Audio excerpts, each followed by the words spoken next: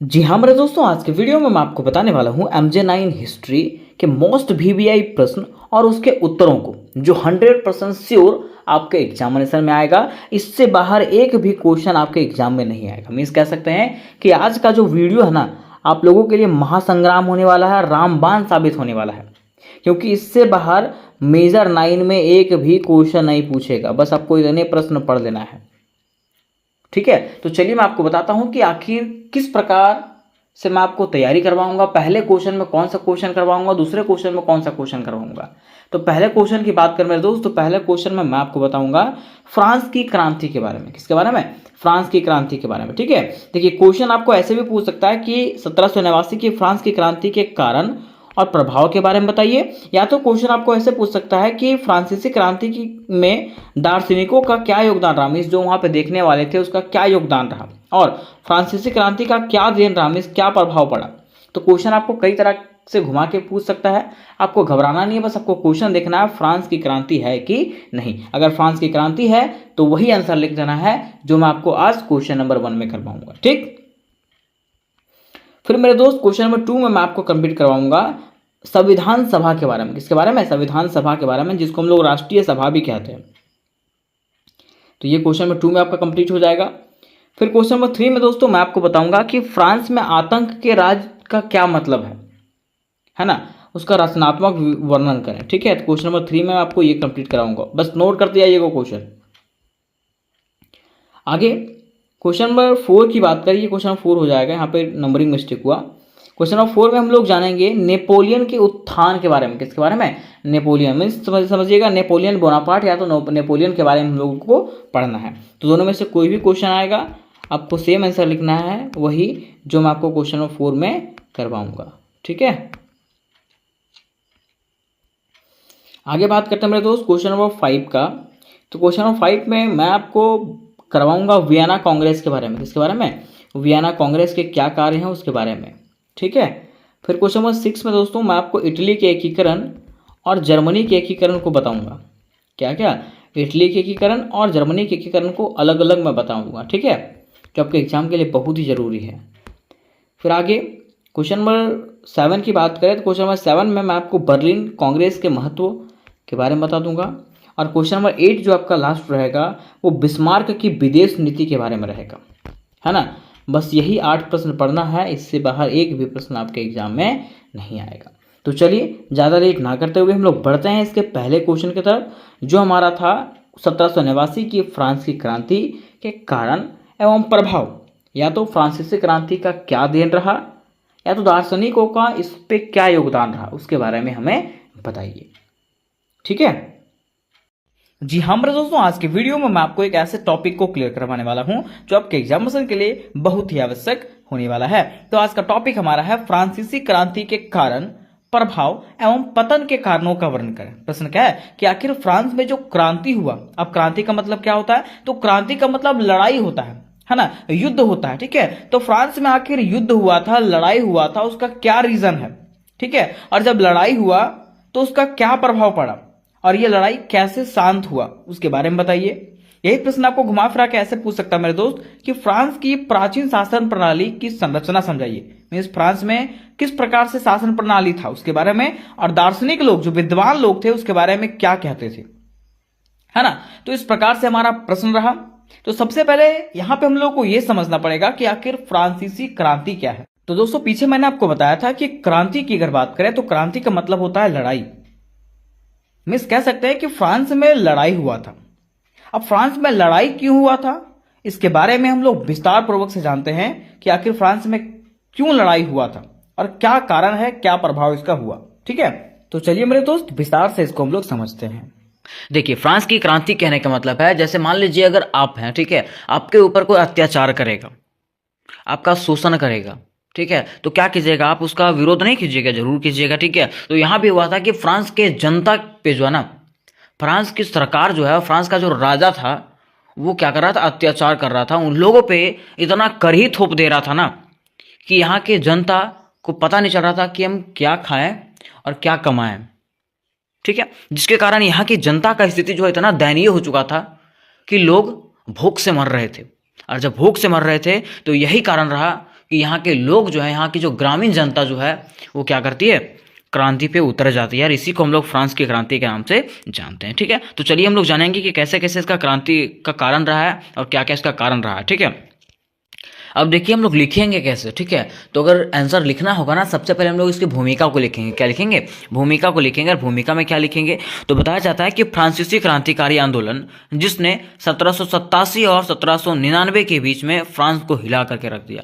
Means फ्रांसीसी क्रांतिकारी आंदोलन जो था, फ्रांस की क्रांति ऐसा आंदोलन था जिसने 1787 से लेकर के 1799 ईस्वी के फ्रांस को जो है ना वो हिला करके रख दिया था। ठीक है, फ्रांसीसी क्रांति के ठीक पहले, जब फ्रांस की क्रांति हुई थी उसके ठीक पहले क्या हुआ था कि फ्रांस की आर्थिक स्थिति जो है ना इतनी खराब थी कि एक रोटी के लिए जो है एक किसान को 1 सप्ताह की मजदूरी के बराबर कीमत चुकानी पड़ती थी। मीन्स यहाँ का स्थिति इतना दयनीय हो चुका था, इतना खराब हो चुका था कि एक रोटी खाने के लिए जो है एक किसान को 1 सप्ताह की मजदूरी का व्यय देना पड़ता था उन लोग को, एक रोटी के लिए। तो सोच सकते हैं कि क्या वहाँ का स्थिति रहा होगा। ठीक है, बताया जाता है कि फ्रांस के गरीब आबादी भूख से मर रही थी। फ्रांस की गरीब आबादी जो है, गरीब जनता जो है वो भूख से मर रही थी, जबकि कुलीन लोग विलासिता की जीवन जी रहे थे। अंततः यही अत्याचार जो है फ्रांस की क्रांति में बदल गया। ठीक है, मीन्स यहाँ की जो ग्रामीण जनता थी, जो गरीब जनता जो थी, उन लोग जो है ना भूख से परेशान थे, लेकिन यहाँ के कुलीन लोग जो थे वो विलासिता की जीवन जी रहे थे। और यही कारण है कि जब यहाँ पे क्या हुआ कि भेदभाव जब होने लगा ना, तो यही भेदभाव का कारण बना कि लोग जो है क्रांति पे उतर पड़े। ठीक है, अब देखिए फ्रांसीसी क्रांति का परिचय, फ्रांसीसी क्रांति जो हुआ था उसका परिचय। ठीक है, देखिए बताया जाता है कि वर्ष 1789 में फ्रांसीसी क्रांति के कारण मध्यम वर्ग द्वारा शुरू की गई घटनाओं का एक श्रृंखला शुरू हुई। ठीक है, 1789 में क्या हुआ, फ्रांसीसी क्रांति के कारण जो है ना मध्यम वर्ग के लोग एक क्रांति को शुरू किए। ठीक है, जनता ने राजशाही के क्रूर शासन के विरोध विद्रोह कर दिया। और जनता ने क्या किया, राजशाही के क्रूर शासन, राजा का जो क्रूर शासन था, अत्याचारी शासन था, उसके विरुद्ध जो है ना विद्रोह कर दिया। ठीक है, इस क्रांति ने स्वतंत्रता, बंधुत्व के साथ साथ समानता के विचारों को सामने रखा। और ये क्रांति का मतलब यही था कि हम लोगों को स्वतंत्रता चाहिए, आज़ादी चाहिए, हम लोग अपने अनुसार से ज़िंदगी को जिएंगे। ठीक है, और हम लोग के बीच में क्या है, एकता है। हम लोग मतलब कहने का मतलब ये है कि हम लोग अपने अनुसार से ज़िंदगी को जिएंगे, आप जैसा बोलिएगा वैसा हम करेंगे नहीं। ठीक है, आगे बताया जाता है कि क्रांति की शुरुआत 14 जुलाई 1789 की सुबह पेरिस राज्य में बेस्टिल, जो कि एक किले के जेल है, वहां पर हमले के साथ हुई। ये जो क्रांति की शुरुआत है वो कब हुआ था, 14 जुलाई 1789 ईस्वी के सुबह में पेरिस राज्य में हुआ था। कहाँ पे हुआ था, पेरिस राज्य में हुआ था, जो बेस्टिल में है।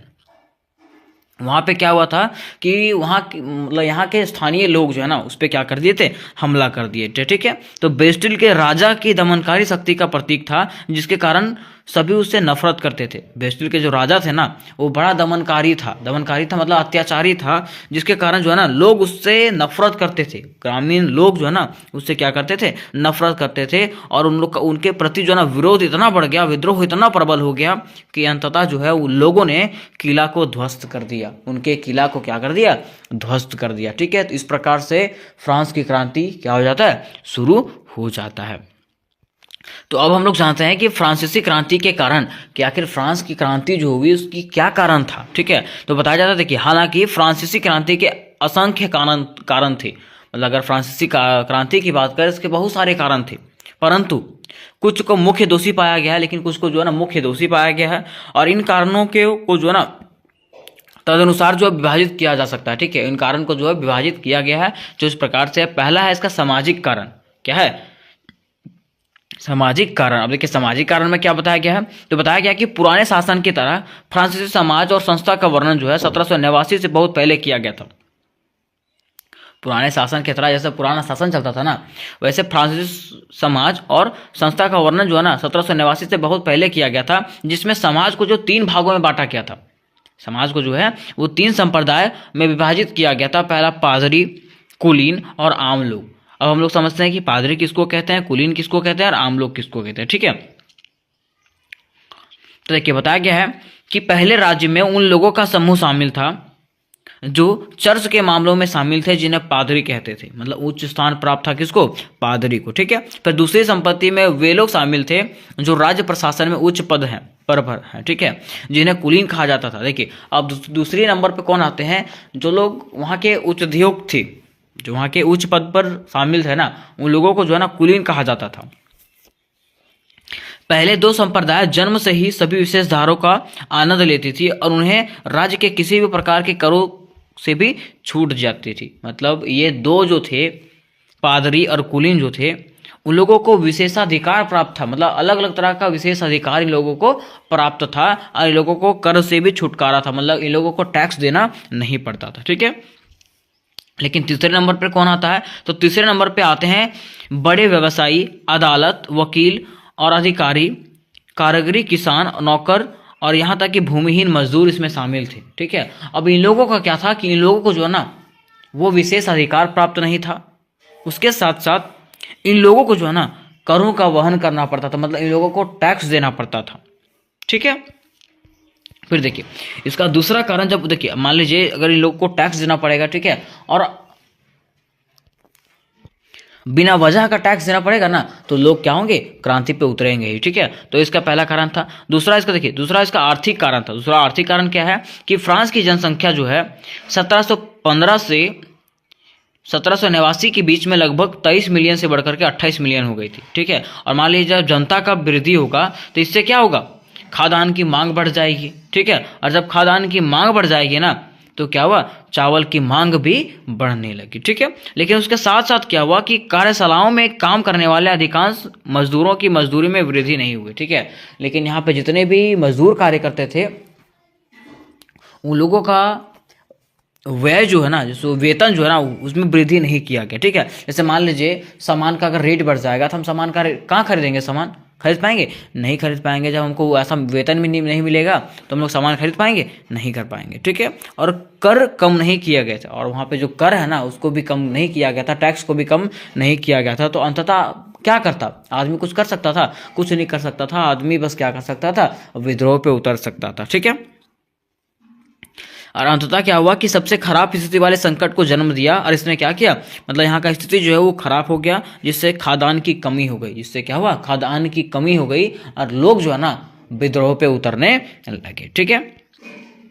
अब देखिए इसका तीसरा जो कारण है राजनीतिक कारण। तीसरा कारण क्या है, राजनीतिक कारण, ठीक है। देखिए बताया जाता है कि युद्ध के लंबे वर्षों ने फ्रांस को लगभग बिना किसी वित्तीय संसाधन वाली शुष्क भूमि में बदल दिया था। देखिए बोला जा रहा है ना कि यहाँ जब फ्रांस जो है जब लंबे समय तक युद्ध लड़ता रहा ना, तो इससे क्या हुआ कि फ्रांस के पास कुछ भी पैसा नहीं बचा हुआ था, राजकोष जो था ना इसका पूर्णतः खाली हो चुका था, ठीक है। और यही कारण है कि जब वर्ष 1774 ईस्वी में लुई 16वां जो है सत्ता में आए थे, तो उन्हें कुछ नहीं मिला। अर्थात कुछ नहीं मिला कहने का मतलब क्या है कि यहाँ का राजकोष जो था पूर्णतः खाली हो चुका था, राजकोष में कुछ भी पैसा नहीं था। इस दौरान जो है राज्य को करों में वृद्धि करने के लिए मजबूर होना पड़ा, और इस दौरान जो है ना राज्य को क्या करना पड़ा, कर में वृद्धि करना पड़ा, टैक्स बढ़ा देना पड़ा, ठीक है। जब टैक्स बढ़ा देना पड़ा, ठीक है, तो लोग जो है ना इससे परेशान होने लगे। और वो टैक्स क्यों बढ़ाया था, टैक्स इसलिए बढ़ाया था क्योंकि वहाँ का खर्चा उससे उठ ही नहीं रहा था, युद्ध में सारा पैसा झोंक दिया गया था और वहाँ का राज्य की स्थिति जो है वो खराब थी, ठीक है। इसलिए जो है वो क्या करता है, टैक्स बढ़ा देता है, जिससे वहाँ का नियमित खर्चा जो है उसको पूरा किया जा सके, ठीक है। और वो खर्चा में क्या क्या आता है, जिसमें सेना को बनाए रखने के लिए खर्चा लगता है, कार्यालयों और विद्यालयों को चलाने के लिए पैसा लगता है, सरकार चलाने के लिए जो पैसा लगता है, सब पैसा जो है ना वो टैक्स से ही आता था, ठीक है। तो यहाँ के लोगों को लगता था कि अगर हमारे टैक्स के पैसे से ही सरकार जो है सब कुछ करती है तो हम टैक्स क्यों दें, है ना। इसलिए यहाँ की जनता जो है वो क्या करती है, फ्रांस के राजा के खिलाफ जो है ना विरोध करना प्रारंभ कर देती है, और यहीं से स्टार्ट होता है फ्रांस की क्रांति। अब देखिए ये तीन कारण थे, तीन कारण के माध्यम से आपको समझ में आ गया होंगे कि कैसे क्यों फ्रांस की क्रांति हुई थी, ठीक है। और अगर नहीं भी समझ में आया तो देखिए ये जो कारण आपको दिया जा रहा है ना, ये शॉर्ट तरीका है, ठीक है। अगर इससे है ये समझते हैं ना तो आपको पूर्णता जो है फ्रांस की क्रांति समझ में आ जाएगा, एक भी पॉइंट इसमें छूटने वाला आपका नहीं है, ठीक है। अब देखिए फ्रांस की क्रांति के कारण वो तो हम लोग तीनों पढ़ लिए थे कि वहाँ पर 3 भागों में बांटा गया था वहाँ के साम्राज्य को, ठीक है। पादरी, कुलीन और आम जनता लोग, ठीक है। लेकिन यहाँ पे देखिए बताया जाता है कि फ्रांस क्रांति के कारण, फ्रांस के क्रांति के कारण, पहला कारण है कि फ्रांस का शासक, क्या कारण है, फ्रांस का शासक। अगर फ्रांस के शासक की बात करें तो फ्रांस के शासक जो है ना बड़ा दमनकारी था। दमनकारी कहने का मतलब है कि जनता पे क्या कर रहा था, अत्याचार कर रहा था। क्या कर रहा था, अत्याचार कर रहा था। और मान लीजिए अगर आप ही हैं, ठीक है, आप किसी को मारिएगा तो हालांकि वो पहली बार में कुछ नहीं बोलेगा, लेकिन आप बार बार उसको मारिएगा ना तो वो जरूर आप पे एक्शन लेगा, ठीक है। तो वही यहाँ पे था कि फ्रांस के जनता पे जो है ना वो क्या कर रहा था, अत्याचार कर रहा था। तो पहली बार तो लोग कुछ नहीं बोला, दूसरी बार भी कुछ नहीं बोला, लेकिन बार बार जब वो लोग पे अत्याचार होने लगा ना तो वहाँ के जनता जो है फ्रांस के शासक के खिलाफ क्या करने लगे, विरोध करने लगे। और यहीं से स्टार्ट होता है फ्रांस की क्रांति, ठीक है। पर दूसरा इसका कारण है कि कर्मचारियों की निरंकुशता, कर्मचारियों की निरंकुशता। अब देखिए बताया जाता है कि जब यहाँ का राजा ही जो था निरंकुश था, यहाँ का राजा ही अत्याचारी था, तो यहाँ के कर्मचारी कैसे होंगे, वो भी तो उसी तरह रहेंगे ना, जैसा राजा उसको आदेश देगा वैसा वो भी तो करेगा, ठीक है। तो यहाँ का राजा भी अत्याचारी था और उसके साथ साथ यहाँ के कर्मचारी भी क्या थे, निरंकुश थे। यहाँ के कर्मचारी भी क्या थे, निरंकुश थे, ठीक है। आगे देखिए तीसरा कारण है कि सेना में असंतोष। सेना में असंतोष कहने की मतलब है यहाँ का जो राजा था ना, यहाँ का जो राजा था, ठीक है, उसके प्रति सेना में असंतोष थी। क्योंकि मान लीजिए अगर आप कहीं काम कीजिएगा, ठीक है, और काम के बदले में अगर आपको पैसा नहीं मिलेगा, वेतन जो है उस प्रकार से नहीं मिलेगा, तो आप खुश हो पाइएगा नहीं, ठीक है। तो बिल्कुल सेम यहीं पे यहाँ पे प्रोसेस था कि फ्रांस में जो है सेना लोग कार्य तो कर रहे थे, लेकिन सेना को जो है ना उतना वेतन नहीं मिल पा रहा था। और वेतन ना मिलने के कारण जो है वहाँ के सेना भी जो है वहाँ के राजा से जो है क्या थे, नाखुश थे, ठीक है। फिर चौथा कारण जो है शासन का ठीक ना होना। अब देखिए अगर बात करें यहाँ के शासक का, ठीक है, तो क्या यहाँ का शासक ठीक था, नहीं था। यहाँ का शासक अत्याचारी था कि नहीं था, था, ठीक है। तो जब यहाँ का शासक ठीक नहीं था और यहाँ का शासक अत्याचारी था तो क्या यहाँ का शासन ठीक चलेगा, नहीं चलेगा, ठीक है। तो वही कारण है चौथा कि यहाँ का शासन का प्रणाली जो था ना वो ठीक नहीं था, ठीक है। फिर पांचवा कारण है दोषपूर्ण कानून। अब देखिए यहाँ पे शासन व्यवस्था तो ठीक नहीं था, हम जानते हैं, लेकिन यहाँ का कानून व्यवस्था भी ठीक नहीं था।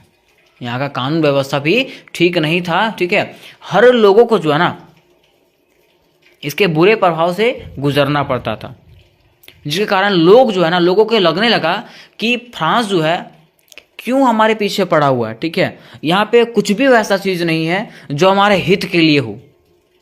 हमेशा फ्रांस के जनता को दबाया गया था, अत्याचार किया गया था, इसका शोषण किया गया था, इसलिए फ्रांस की जनता जो है क्या करती है, क्रांति पे उतर जाती है। फिर देखिए इसका छठा कारण जो है दूषित न्याय व्यवस्था। क्या है, दूषित न्याय व्यवस्था। हम लोग सब जानते हैं कि यहाँ का कानून व्यवस्था तो खराब ही था, उसके साथ साथ यहाँ का न्याय व्यवस्था भी ठीक नहीं था। मान लीजिए आप निर्दोष रहेंगे और आपको फांसी पर चढ़ा दिया जाएगा, तो वहाँ की जनता खुश होगी, नहीं खुश होगी। क्या कि वो जनता जानती है कि आज इसका नंबर है तो कल मेरा भी नंबर आ सकता है, ठीक है। इसलिए यहाँ का न्याय व्यवस्था भी ठीक नहीं था। तो जब यहाँ का कुछ भी ठीक नहीं है तो क्या यहाँ की जनता ठीक रहेगी, खुश रहेगी, नहीं खुश रहेगी, है ना।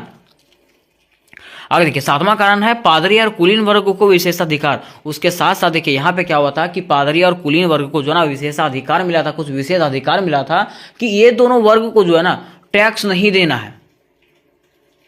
तो क्या टैक्स बस कृषक ही देंगे, गरीब लोग ही मरेंगे, नहीं ना। इसके कारण गरीब लोगों को लगा कि बस क्या टैक्स हम ही लोग के लिए बना है, इसके लिए जो है इन लोगों ने विरोध करना प्रारंभ कर दिया, ठीक है। अब देखिए उसके साथ साथ पॉइंट नंबर 8 जो है आपका आठवां कारण वो है कि राज दरबार पर अधिक खर्च। यहाँ की सरकार क्या करती थी, यहाँ के राजा क्या करती थी, अपने शान और शौकत को दिखाने के लिए, जनता के लिए कुछ नहीं करती थी, ये अपने शान को, अपने शौकत को दिखाने के लिए जो है राज दरबार पर अधिक खर्च करती थी कि हाँ राज दरबार बढ़िया लग रहा है कि नहीं लग रहा है, ठीक है। इस चीज़ के लिए जो है वो खर्च ज़्यादा करती थी, जिसके कारण यहाँ की जनता नाखुश थी कि हमारे लिए यहाँ का राजा कुछ नहीं कर रहा है, ठीक है। वो किसके लिए कर रहा है, यहाँ के राज दरबार के लिए कर रहा है, राज दरबार का शौकीन बढ़ाने के लिए कर रहा है, ठीक है। उसके साथ नौवां जो कारण है युद्ध में अधिक खर्च। यहाँ के राजा जो था वो क्या करता था, युद्ध के लिए जो है ना अधिक से अधिक खर्च कर देता था। मतलब जो मान लीजिए आप कमाइएगा 10 रुपया, खर्चा कर दीजिए 15 रुपया, नहीं ना, ठीक है। तो वैसे यहाँ पे था कि 10 रुपया का लागत था, ठीक है, 10 रुपया कमाया जाता था और 15 रुपया यहाँ पे खर्चा किया जाता था। यहाँ पे जितना भी राजकोष था, राजकोष में जितना भी धन था, सारा का सारा धन जो है युद्ध के लिए झोंक दिया गया था, जिसके कारण यहाँ का आर्थिक स्थिति जो है ना वो दयनीय हो चुका था। यहाँ के लोग जो है ना वो गरीब हो चुके थे, यहाँ का आर्थिक स्थिति पूरा खराब हो चुका था, जिसके कारण लोगों को लगने लगा कि नहीं, अब ये कंडीशन ठीक नहीं है और अब ऐसे चलेगा शासन नहीं, जिसके कारण लोग क्या किए, इसका विरोध करने लगे और यही विरोध जो है फ्रांस की क्रांति का कारण बनता है। ठीक है, तो उम्मीद करते दोस्तों कि ये क्वेश्चन आपको समझ में आ गया होगा। दोस्तों आज के वीडियो में हम लोग एक मोस्ट इंपॉर्टेंट क्वेश्चन को डील करने वाले हैं, जो कि आपके एग्जामिनेशन के लिए VVI होने वाला है। कहने का अर्थ ये है कि आज का प्रश्न जो है आपके एग्जामिनेशन में 100% श्योर पूछा जाने वाला है। तो प्रश्न क्या है, तो आज का प्रश्न है राष्ट्रीय सभा या संविधान सभा पर निबंध लिखें। क्वेश्चन क्या है, राष्ट्रीय सभा या संविधान सभा पर निबंध लिखें। अथवा में आपको पूछ सकता है कि फ्रांस की क्रांति के अंतर्गत संविधान सभा के कार्यों का वर्णन करें। कहने का अर्थ है कि दोनों में से अगर कोई भी क्वेश्चन पूछे तो आपको सेम तरीके से आंसर देना है। ठीक है, अब देखिए यहाँ पे क्वेश्चन है कि आखिर राष्ट्रीय सभा या तो संविधान सभा है क्या। फ्रांस में जो राष्ट्रीय सभा और संविधान सभा बना था वो क्यों बना था। ठीक है, तो बात यहाँ पे ऐसी थी ना कि जब फ्रांस में क्रांति हो रही थी तो क्रांति से पहले फ्रांस के लोगों को, फ्रांस के नागरिकों को 3 वर्गों में विभाजित किया गया था, पादरी, कुलीन और मजदूर वर्ग। ठीक है, क्या क्या, पादरी, कुलीन और मजदूर वर्ग। ठीक है, अब मान लीजिए अगर फ्रांस में कोई भी कार्य होता था, ठीक है, तो तीनों वर्गों का जो है ना अलग अलग अधिवेशन होता, अलग अलग विरोध होता था। अब क्या हुआ कि 1789 ईस्वी में जो है फ्रांस में एक नया कर आया, नया टैक्स आया। ठीक है, अब वो टैक्स में कहा गया कि पादरी और कुलीन को जो है ये टैक्स नहीं भरना है। ठीक है, ये जो टैक्स है ओनली फॉर मजदूर वर्ग को भरना है। अब क्या किया, मजदूर वर्गों ने जो है ना इसका खुल करके विरोध करना चालू कर दिया। और जब मजदूर वर्ग ने इसका खुल करके विरोध करना चालू कर दिया तो अन्य वर्ग के लोग और राजा ने जो है ना इसको दबाने का प्रयास किया, लेकिन राजा इसमें सफल नहीं हो पाया। अब आम जनता ने क्या किया कि एक राष्ट्रीय सभा का निर्माण किया और मांग करने लगा कि मुझे एक राष्ट्रीय सभा चाहिए, हम लोगों को जो है ना एक अलग सभा चाहिए। ठीक है, इस पर जो है राजा ने भी क्या कर दिया, खुलकर सहमति प्रदान किया। ठीक है, तो देखिए आपको लिखना इस प्रकार से है। सबसे पहले आपको पॉइंट बनाना है राष्ट्रीय संविधान सभा। क्या बनाना है, राष्ट्रीय संविधान सभा। लिखना इस प्रकार से कि फ्रांस के राज्य में एक संविधान सभा था। फ्रांस के राज्य में क्या था, एक संविधान सभा था, जिसका गठन कब हुआ था, तो 9 जुलाई 1789 ईस्वी को। कब हुआ था, 9 जुलाई 1789 ईस्वी को फ्रांसीसी क्रांति के पहले चरणों के दौरान राष्ट्रीय सभा से हुआ था। किससे हुआ था, राष्ट्रीय सभा से हुआ था। ठीक है, अब कहा जाता है कि यह जो है ना 30 दिसंबर 1791 को भंग हो गई थी। यह जो राष्ट्रीय सभा है वो 30 दिसंबर 1791 ईस्वी को जो है ना वो भंग हो गया, मीन्स खत्म हो गया। और इसके बाद विधानसभा ने इसका स्थान ले लिया, मीन्स इसके स्थान पर जो है राष्ट्रीय सभा के स्थान पे क्या आ गया था, विधानसभा आ गया था। तो इस प्रकार से आपको भूमिका में लिख देना है या तो फिर राष्ट्रीय संविधान सभा लिख करके आपको लिख देना है। अब देखिए बातें यहाँ पे आती है संविधान सभा की पृष्ठभूमि का, कि आखिर संविधान सभा का निर्माण कैसे हुआ, क्या क्या बातें हैं इसके अंदर, है ना। तो कहा गया कि फ्रांस में 3 वर्गों का प्रतिनिधित्व था। अगर हम लोग बात करें फ्रांस का, तो फ्रांस में 3 वर्ग के लोग रहते थे, पादरी, कुलीन और आम जनता। कौन कौन, पादरी, कुलीन और आम जनता, जिनके पृथक पृथक अधिवेशन होते थे, जिसके अलग अलग अधिवेशन होता था, है ना। और हुआ क्या कि सन 1789 ईस्वी में एक नए कर लगाने की अनुमति के दृष्टि से इसका अधिवेशन किया गया। अब क्या हुआ, 1789 ईस्वी में जब एक नया कर आया ना, तो उसके लिए जो है ना अधिवेशन किया गया। ठीक है, तीनों वर्गों का अलग अलग अधिवेशन किया गया, है ना। तो वही लिखा हुआ, तीनों वर्गों का जो है अलग अलग क्या हुआ, अधिवेशन हुआ। अब बात यहाँ पे आता है कि मजदूर बहुसंख्यक वर्ग ने नए कर का विरोध किया। अब मान लीजिए जो मजदूर वर्ग जो था ना उसने क्या किया, वो जो नया कर आया था उस पर विरोध किया, क्योंकि ये जो कर है ना वो कुलीन और पादरियों को नहीं देना था, सिर्फ आम जनताओं को देना था। इसलिए आम जनताओं ने, मजदूर बहुसंख्यक ने क्या किया, इसका खुल करके विरोध किया और इस पर राजा तथा विशेष वर्ग ने सभा भंग करना चाहिए। ठीक है, और इस पर जो है ना राजा को लगा और विशेष वर्ग जो कुलीन और पादरी थे उन लोगों ने सभा को भंग करना चाहा। ठीक है, जनता वर्ग ने टेनिस कोर्ट के निकट एक सभा की तथा उसे राष्ट्रीय सभा घोषित किया। ठीक है, उस समय क्या हुआ, जनता वर्ग जो था, मीन्स मजदूर वर्ग जो था, उसने क्या किया, टेनिस कोर्ट के निकट जो है एक सभा तथा उसे मतलब एक सभा किया, और वो सभा को जो है ना उन्होंने ही राष्ट्रीय सभा घोषित कर दिया कि ये हमारा क्या है, राष्ट्रीय सभा है। ठीक है, अब बाद में क्या हुआ कि राजा ने जो है ना अपनी सेना को बुला करके राष्ट्रीय महासंघ को भंग करने का प्रयास किया। ये जो मजदूरों के द्वारा राष्ट्रीय सभा बनाया गया था उसको भंग करने में, खत्म करने का प्रयास किया, परंतु वे सफल नहीं हो सके। कौन, राजा सफल हो नहीं सके। ठीक है, अब अंततः क्या हुआ कि राजा को जो है ना ये राष्ट्रीय महासभा को मान्यता दे देना पड़ा। ठीक है, किसको, और राजा जो है इसको राष्ट्रीय महासभा का मान्यता दे दिया। और राष्ट्रीय महासभा ने अपने लगभग 2 वर्षों के कार्यकाल में 1789 से लेकर के 1791 के कार्यकाल में जो है ना बहुत महत्वपूर्ण कार्य किए, और फ्रांस में सदियों से चली आ रही दूसरी संस्थाओं का नामो निशान मिटा दिया। किसने, तो राष्ट्रीय महासभा ने, या तो राष्ट्रीय सभा ने कह सकते हैं। ठीक है, तो चलिए दोस्तों हम लोग जानते हैं कि आखिर राष्ट्रीय सभा का क्या क्या कार्य था। लेकिन इसके पहले मैं आपको फिर से बता देना चाहता हूं कि अगर आप लोग VBMQ के स्टूडेंट हो, है ना, और अगर आप लोग मेजर 6, मेजर 7, मेजर 8 का तैयारी कर रहे हो, तो इसकी फुल्ली तैयारी दोस्तों आपको मेरे ही चैनल पर मिल जाएगा। ठीक है, और जो भी है सेमेस्टर 4 का तैयारी, आपको फुल्ली तैयारी आपको मेरे ही चैनल पर मिलेगा। लेकिन आपको बताना पड़ेगा कि आपका सब्जेक्ट क्या क्या है, तभी मैं उसके अनुसार से तैयारी करवा सकूंगा। ठीक है, और मेजर 6 से रिलेटेड जितने भी क्वेश्चन है उसके अधिकतर क्वेश्चन आपको बता दिए गए हैं, जिसका लिंक आपको डिस्क्रिप्शन बॉक्स में मिल जाएगा। और अगर आपको व्हाट्सएप ग्रुप और टेलीग्राम ग्रुप में ज्वाइन होना है तो उसका भी लिंक आपको डिस्क्रिप्शन बॉक्स में ही दिया गया है। ठीक है, अब देखिए बात यहाँ पे कहा गया क्या कि राष्ट्रीय महासभा के कार्य, कि आखिर राष्ट्रीय महासभा का क्या क्या कार्य था, इन्होंने क्या क्या कार्य किया, है ना। तो लिखा हुआ है राष्ट्रीय महासभा के निम्नलिखित प्रमुख कार्य थे। पहला कार्य क्या है कि राष्ट्रीय महासभा ने 4 अगस्त 1789 को सामंतों तथा पादरियों के विशेषाधिकारों को समाप्त करने के लिए कई प्रस्ताव पास किए। मीन्स क्या किया कि राष्ट्रीय महासभा ने जो है ना क्या किया, 4 अगस्त 1789 ईस्वी को सामंतों तथा पादरियों के विशेषाधिकारों को समाप्त करने के लिए एक प्रस्ताव किया कि जो कुलीन थे और पादरी वर्ग थे उसको जो विशेष अधिकार दिया गया उसको क्या किया जाना चाहिए, समाप्त किया जाना चाहिए। दूसरा, राष्ट्रीय महासभा ने 27 अगस्त 1789 को मानव तथा नागरिकों के अधिकार की घोषणा किया। राष्ट्रीय महासभा ने क्या किया, 27 अगस्त 1789 ईस्वी को जो है ना मानव अधिकारों का घोषणा किया, जिसके अनुसार से सभी व्यक्ति क्या थे, समान थे, चाहे वो कुलीन हो, चाहे वो पादरी हो, चाहे वो आम जनता हो, सारे के सारे क्या हैं, एक समान है। तो ये किसका घोषणा कब किया गया, तो 27 अगस्त 1789 ईस्वी को।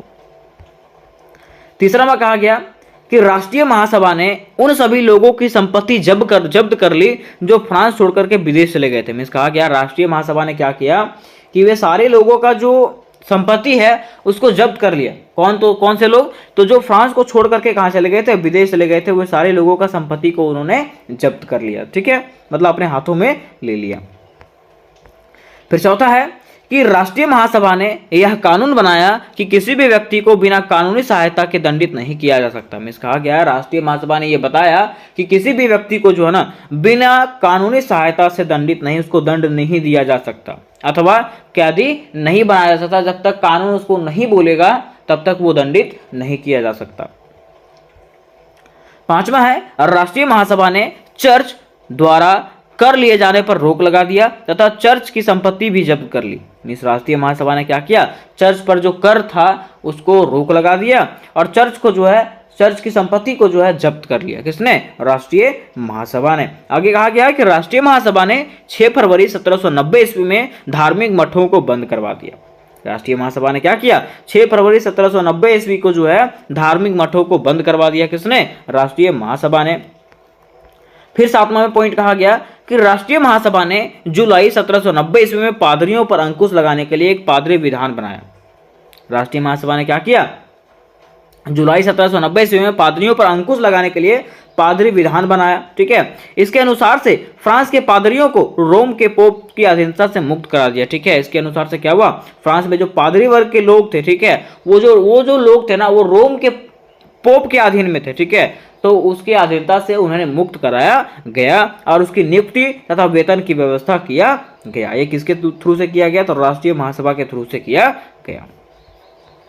फिर 8वां में कहा गया कि राष्ट्रीय महासभा ने देश में स्थापित प्राचीन न्यायालयों को भंग करके फौजदारी एवं दीवानी के न्यायालय स्थापित किए। मीन्स कहा गया कि राष्ट्रीय महासभा ने क्या किया, देश में जो प्राचीन न्यायालय था, ठीक है, उसको भंग कर दिया और नए तरीके से न्यायालय को शुरू किया, जिसको दीवानी या फौजदारी व्यवस्था कहते हैं, न्यायालय व्यवस्था कहते हैं।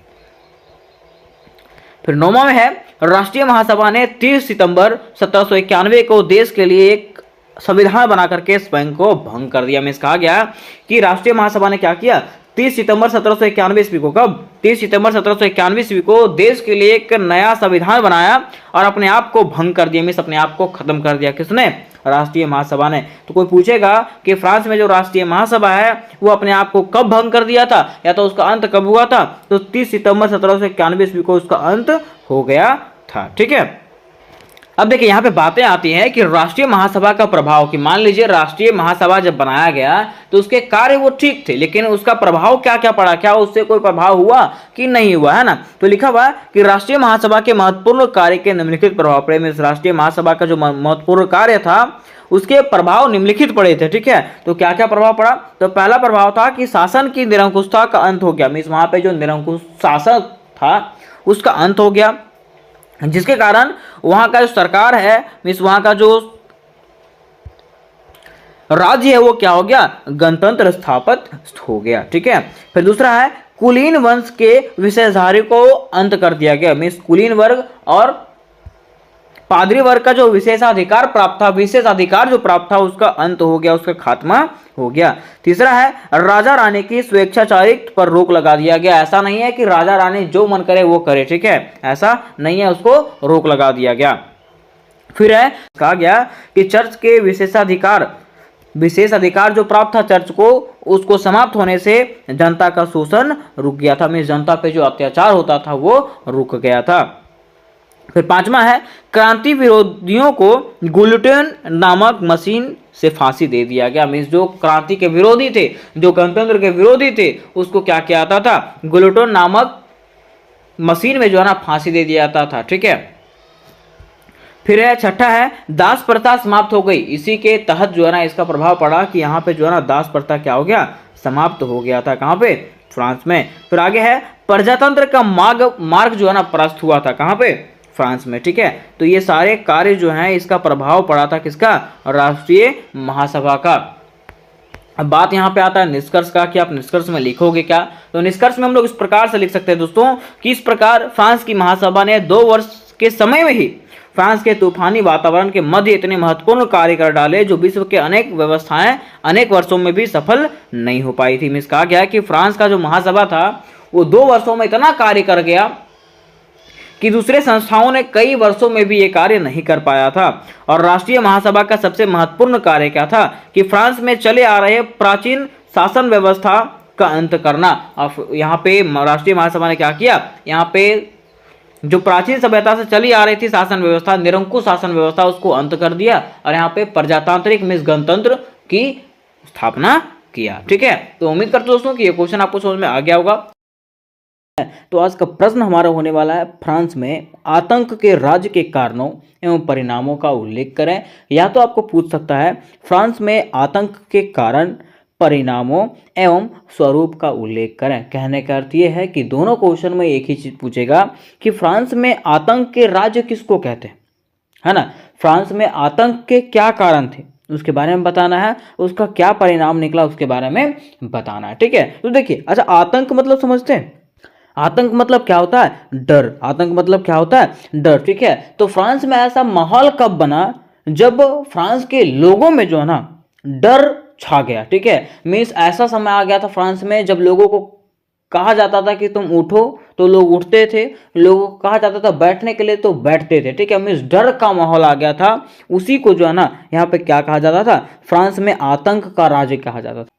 तो चलिए दोस्तों, इसको हम लोग विस्तार से समझने का प्रयास करते हैं कि आखिर फ्रांस में आतंक के क्या कारण थे और आतंक के क्या परिणाम हुए। ठीक है, तो सबसे पहले आपको लिखना है उत्तर में भूमिका। क्या लिखना है, भूमिका। और भूमिका में लिखना इस प्रकार से है कि सन 1793 से लेकर के 1794 तक के काल को जो है ना आतंक का काल कहा जाता है। कहाँ पे, फ्रांस में जो है 1793 से लेकर के 1794 तक का जो काल है उसको आतंक का काल कहा जाता है। ठीक है, क्योंकि रॉबेस्पियर के नियंत्रण एवं दंड की सख्त नीति अपनाई, क्योंकि रॉबेस्पियर मीन्स जब 1789 ईस्वी में फ्रांस में क्रांति हुई थी, उसके बाद फ्रांस में जो है लोकतंत्र की स्थापना हुई थी। ठीक है, लोकतंत्र की जब स्थापना हुई तो यहाँ पे शासक बन के आए थे कौन? रॉबेस्पियर। ठीक है, और इनका मानना था कि जो लोग गणतंत्र के क्या है, विरोधी हैं, उनके खिलाफ इन्होंने क्या किया? सख्त और दंड की नीति अपनाई। ऐसा सख्त नीति अपनाया कि लोगों का दिल दहल गया। ठीक है, कहा जाता है कि उसके हिसाब से गणतंत्र के जो भी शत्रु थे, कुलीन हो, चाहे वो पादरी हो, या तो राजनीतिक दलों के सदस्य हो, या फिर उसके कार्यशैली रहने वाले उसके पार्टी के सदस्य हो, सबको उन्होंने क्या कर लिया? गिरफ्तार करके जेल में डाल दिया। ठीक है, किसने? रॉबेस्पियर ने। कहा जाता है कि इन्होंने कहा था कि जो गणतंत्र के विरोधी होंगे उनको क्या किया जाएगा? जेल में डाल दिया जाएगा। ठीक है, और जेल में डालने के बाद उन पे जो है ना न्यायालय के द्वारा एक मुकदमा चलाया जाएगा। क्या चलाया जाएगा? मुकदमा चलाया जाएगा। ठीक है, और कहा गया कि यदि न्यायालय के द्वारा उन्हें दोषी पाया गया, न्यायालय के द्वारा उन्हें दोषी पाया गया, तो उन्हें जो है ना गिलोटिन पर चढ़ाकर उनका सर कलम करा दिया जाएगा, मीन्स सिर जो है ना उड़ा दिया जाएगा। ठीक है, तो गिलोटिन क्या था? तो देखिए, गिलोटिन जो है ना एक ऐसा यंत्र है। ठीक है, ये यंत्र है। ठीक है, यहाँ पे देखिए, यहाँ पे आपका माथा लगेगा। ठीक है, जो भी विरोधी था उसका माथा लगता था, और यहाँ पे रस्सी छोड़ने के बाद ये जो तलवार है वो सीधा यहाँ पे गिरता था, और इससे जो है व्यक्तियों का माथा कट जाता था। तो वही कहा गया कि यदि न्यायालय उन्हें दोषी पाता है तो गिलोटिन पर उनको चढ़ा करके उसका सर जो है कलम करवा दिया जाता था। कहा जाता है कि गिलोटिन दो खंभों के बीच लटकते आरी वाली मशीन था। ठीक है, गिलोटिन जो है दो खंभों के बीच में लटकने वाली क्या था? एक मशीन था, जिस पर सर रख करके अपराधी का सिर जो है ना धड़ से अलग कर दिया जाता था। और इस मशीन का नाम जो है ना, इसके आविष्कारक डॉक्टर गिलोटिन के नाम पर रखा गया। इसका नाम जो है, इसका आविष्कारक डॉक्टर गिलोटिन के नाम पर ही रखा गया था। तो कोई पूछेगा कि रॉबेस्पियर जो है ना वो कौन से नीति अपनाया था? तो आतंक का राज। ठीक है, उसके साथ साथ कह सकते हैं उन्होंने इतनी सख्त नीति अपनाई कि न्यायालय के द्वारा अगर उन्हें दोषी पाया गया तो उसको जो है ना गिलोटिन पर चढ़ा करके उसका सर जो है कलम की करवा दिया जाता था। ठीक है, तो इस प्रकार से हम लोगों ने जान गया कि आखिर रॉबेस्पियर क्या करते थे, और यही काल को जो है रॉबेस्पियर के ही काल को जो है आतंक का राज्य कहा जाता है। ठीक है, अब बात यहां पे आता है आतंक राज का। आतंक राज का कि आखिर रॉबेस्पियर सरकार जो है ना वो कौन से कार्य किया गया था और कौन से कदम उठाया गया था जिसके थ्रू से हम लोग कह सकते हैं कि वो आतंक का राज था, है ना। देखिए, कहा जाता है कि इन्होंने जो है मजदूरी एवं कीमतों की अधिकतम सीमा तय कर दिया। ठीक है, मान लीजिए आप मजदूरी करते हैं, है ना, तो वो अगर कह दिया कि नहीं, अगर तुमको मजदूरी करने के बाद 300 रुपया मिलेगा तो तुमको 300 रुपया ही मिलेगा, इससे 1 रुपया ज़्यादा या तो कम मिलने वाला नहीं है। ठीक है, दूसरा, गोश्त एवं पावरोटी की राशनिंग कर दी। गोश्त में समझते मीट वगैरह। ठीक है, मीट और पावरोटी की राशनिंग कर दिया। जैसे होता ना कि अभी सरकार जो है सबको राशन देता है 5 किलो पर जन, है ना, तो वहां पे जो है इसने क्या किया? गोश्त और पावरोटी का राशनिंग कर दिया कि एक घर के व्यक्ति जो है उसको 5 किलो ही राशन खाना है, इससे ज़्यादा खाना नहीं, मतलब इस प्रकार का वहाँ पर राशनिंग कर दिया। ठीक है, और जैसे मान लीजिए कि जो ज़्यादा काम करते हैं, जो मजदूर लोग होते हैं, है ना, उन लोग को ज़्यादा भूख लगता है। ठीक है, और जो आराम से घर में बैठे अमीर लोग हैं उन लोग को ज़्यादा भूख लगता नहीं, उन लोग तो फरमाइशी खाना खाता है ना। तो वहाँ से अगर इस प्रकार से अगर नीति अपना दिया गया तो लोगों को कहीं ना कहीं प्रॉब्लम होने लगा। फिर तीसरा नीति अपनाया उन्होंने कि अनाज शहरों में सरकार द्वारा तय कीमत पर बेचने के लिए बाध्य किया गया। ठीक है, मीन्स कहा जाता है कि शहर में जो अनाज बेचा जाएगा उसका कीमत जो है वो तय किया गया किसके द्वारा? सरकार के द्वारा। ठीक है, मीन्स सरकार जो कीमत बताएगा कि अगर मान लीजिए कोई चावल है, चावल का रेट अगर 30 रुपये में आपको बेचना है तो 30 रुपये में बेचना पड़ेगा, चाहे मार्केट में 50 रुपये रहे, चाहे लाख रुपया रहे, आपको 30 रुपये ही बोला गया, 30 रुपये में ही बेचना पड़ेगा। फिर कहा जाता है कि इन्होंने जो है ना कहा था कि सफ़ेद आटे का इस्तेमाल पर रोक। इन्होंने जो है सफ़ेद आटे के इस्तेमाल पर रोक लगा दिया। सफ़ेद आटा मतलब समझते हैं क्या? मैदा। ठीक है, मैदा पर इन्होंने रोक लगा दिया, है ना, क्योंकि मैदा, कुछ लोग मैदा की भी रोटी खाता है ना, तो उस पर जो है ना रोक लगा दिया था कि सारे लोग जो हैं वो क्या करेंगे? समता की रोटी खाएंगे, मीन्स आटे से बने हुए रोटी खाएंगे। मोटा मोटा जो गेहूं का दर्रा वाला रोटी बनता है ना वैसा रोटी खाएंगे, सबको सब लोग इक्वल है। ठीक है, किसी को भी सफ़ेद आटे का इस्तेमाल करना नहीं है। ये किसने कहा था? रॉबेस्पियर ने कहा था। ये सब कार्य उन्होंने किया था। फिर कहा है कि बराबरी व आचार व्यवहार लागू करने की कोशिश किया। इन्होंने जो है ना बराबरी और आचार व्यवहार लागू करने की कोशिश किया कि यहाँ पे जितने भी लोग हैं, चाहे वो पादरी हो, चाहे वो कुलीन हो, ठीक है, चाहे वो अन्य जनता हो, सबके साथ जो है बराबर का व्यवहार किया जाए, है ना। देखिए यहाँ पे क्या था कि पहले जो है यहाँ पे महाशय को मंसूर कहा जाता था और महोदया को मदाम कहा जाता था, ठीक है। लेकिन अब कहा गया कि यहाँ के नागरिक को जो है सितोयेन कहा जाएगा और नागरिका को जो है वो सितोइन कहा जाएगा, है ना। फिर लास्ट में कहा गया कि यहाँ के चर्चों को जो है ना बंद करवा दिया गया, कि जितने भी चर्च थे यहाँ पे उस सारे चर्चों को जो है वो बंद करवा दिया गया था, ठीक है। ये किसने कार्य किया था? तो रॉबेस्पियर ने कार्य किया था। किसने? रॉबेस्पियर ने कार्य किया था। इसके सरकार ने ये सब कार्य और कदम उठाया था, ठीक है। जिसके थ्रू से हम लोग कह सकते हैं कि लोगों में जो है ना भय आ गया, ठीक है, डर होने लगा। अब सरकार कहेगा कि नहीं बाबू तुमको दिन में ही काम कर, रात में ही तुमको काम करना है, तो सरकार कहेगा वैसा ही करना पड़ेगा, ठीक है। बोलेगा कि रात भर काम करो और दिन में सुतो, तो ऐसा ही करना पड़ेगा। यह सरकार कहेगा वैसा ही ना। नहीं तो ऐसा बोलेगा कि तुमको अगर तुम इस बात का पालन नहीं करते हो तो तुमको जेल में डाल दिया जाएगा, तुम्हारा सर कलम करवा दिया जाएगा, ठीक है। तो लोग तो डर से करेगा ही, जैसा सरकार कहेगा वैसा तो करेगा ही, है ना। तो वैसे यहाँ पे रॉबेस्पियर ने जो सरकार थे उसने यहाँ पे कदम उठाया और इस प्रकार से कार्य करवाया था, ठीक है। अब देखिए यहाँ तक हम लोगों ने जान गया था कि आखिर रॉबेस्पियर ने क्या क्या कदम उठाए थे, क्या क्या कार्य किए थे। अब यहाँ पे बात आता है कि आखिर आतंक का जो राज है वो खत्म हुआ था कि नहीं हुआ था, है ना। तो कहा जाता है कि रॉबेस्पियर ने अपनी नीतियों को इतनी सख्ती से लागू किया कि उसके समर्थक भी तुराही तुराही करने लगे। कहने का अर्थ यह है कि रॉबेस्पियर जो था अपनी नीतियों को इस प्रकार से लागू कर दिया, इतना सख्ती से लागू करवाया कि उसके जो समर्थक थे वो भी पागल हो गए, ठीक है, और वो भी उसका विरोध करने लगे। किसका? रॉबेस्पियर का। किसका? रॉबेस्पियर का। कहने का अर्थ सीधा है ना, कि मान लीजिए आप कहोगे कि आपको दिन के बजाय रात में काम करना है। कब? रात में काम करना है, ठीक है, और रात में पूरा काम करना है, दिन भर पूरा सुतना है, ठीक है। तो ये तो विधि सही नहीं है। और ऐसे भी कह दोगे कि अगर ये बात को जो नहीं मानेगा उसको हम लोग क्या करेंगे, जेल में डाल करके उसको मौत का सजा सुना देंगे, तो लोग तो डर जाएगा लोग, ठीक है। और डरने के बाद सारे लोग इकट्ठा होकर के क्या करेंगे, उसका विरोध करेंगे। तो वैसा ही यहाँ पे हुआ। इसके जो समर्थक थे रॉबेस्पियर के वो भी क्या करने लगे, इसका विरोध करना चालू कर दिए। और अंततः जो है ना जुलाई 1794 ईस्वी में, कब? जुलाई 1794 ईस्वी में न्यायालय के द्वारा जो है ना रॉबेस्पियर को भी दोषी ठहराया गया। किसको? रॉबेस्पियर को भी दोषी ठहराया गया। और इसके अगले दिन ही जो है ना उसको गिरफ्तार करके गिलोटिन पर चढ़ा दिया गया और उसको मौत की सजा दे दिया गया। किसको? रॉबेस्पियर को। उसके बाद जो है यहाँ पे आतंक का शासन जो है वो खत्म हो जाता है। कहां से? फ्रांस से, ठीक है। अब देखिए बातें यहाँ पे आई थी कि आतंक के राज के कारण, कि आखिर आतंक का जो राज था वहां पे उसके क्या क्या कारण थे, है ना। तो पहला हम लोगों ने देख लिया था कि रॉबेस्पियर के कारण था। तो और भी जानते हैं कि आखिर और भी कुछ कारण थे कि नहीं थे। देखिए कहा गया कि फ्रांसीसी क्रांति का सबसे हिंसक दौर आतंक का शासन रॉबेस्पियर की नीतियों से परे कई कारकों से प्रभावित था। कहा गया है कि हम लोग जानते हैं कि फ्रांसीसी क्रांति का सबसे हिंसक दौर जो था आतंक का शासन था, जो रॉबेस्पियर के नीतियों के कारण था। लेकिन इसके साथ साथ और भी कई कारक थे जो इसको प्रभावित कर रहे थे। इन कारकों की विभिन्न श्रेणियों के अंतर्गत जांच की जा सकती है। इन कारकों का जो श्रेणी है उसको इन भागों में बांटा जा सकता है। कहा गया है पहला कि विदेशी आक्रमण का खतरा, मीन्स फ्रांस पे जो था विदेशी आक्रमण का खतरा भी था। कहा जाता है कि यूरोपीय राजाओं ने क्रांति को अपनी शक्ति के लिए खतरा माना। यूरोपीय राजाओं ने क्रांति को जो है ना अपनी शक्ति के लिए क्या माना? खतरा माना, क्योंकि फ्रांस में क्या हो रहा था? क्रांति हो रहा था। और अगस्त 1791 में फिलिपींस घोषणा पर हस्ताक्षर कर दिया। इन्होंने क्या किया? 1791 ईस्वी में फिलिपींस घोषणा पर हस्ताक्षर किया, जिससे फ्रांसीसियों में आक्रमण का भय पैदा हो गया, जिससे फ्रांसीसियों को लगने लगा कि अब क्या हो जाएगा, यहाँ पे मेरे ऊपर जो है ना आक्रमण किया जाएगा।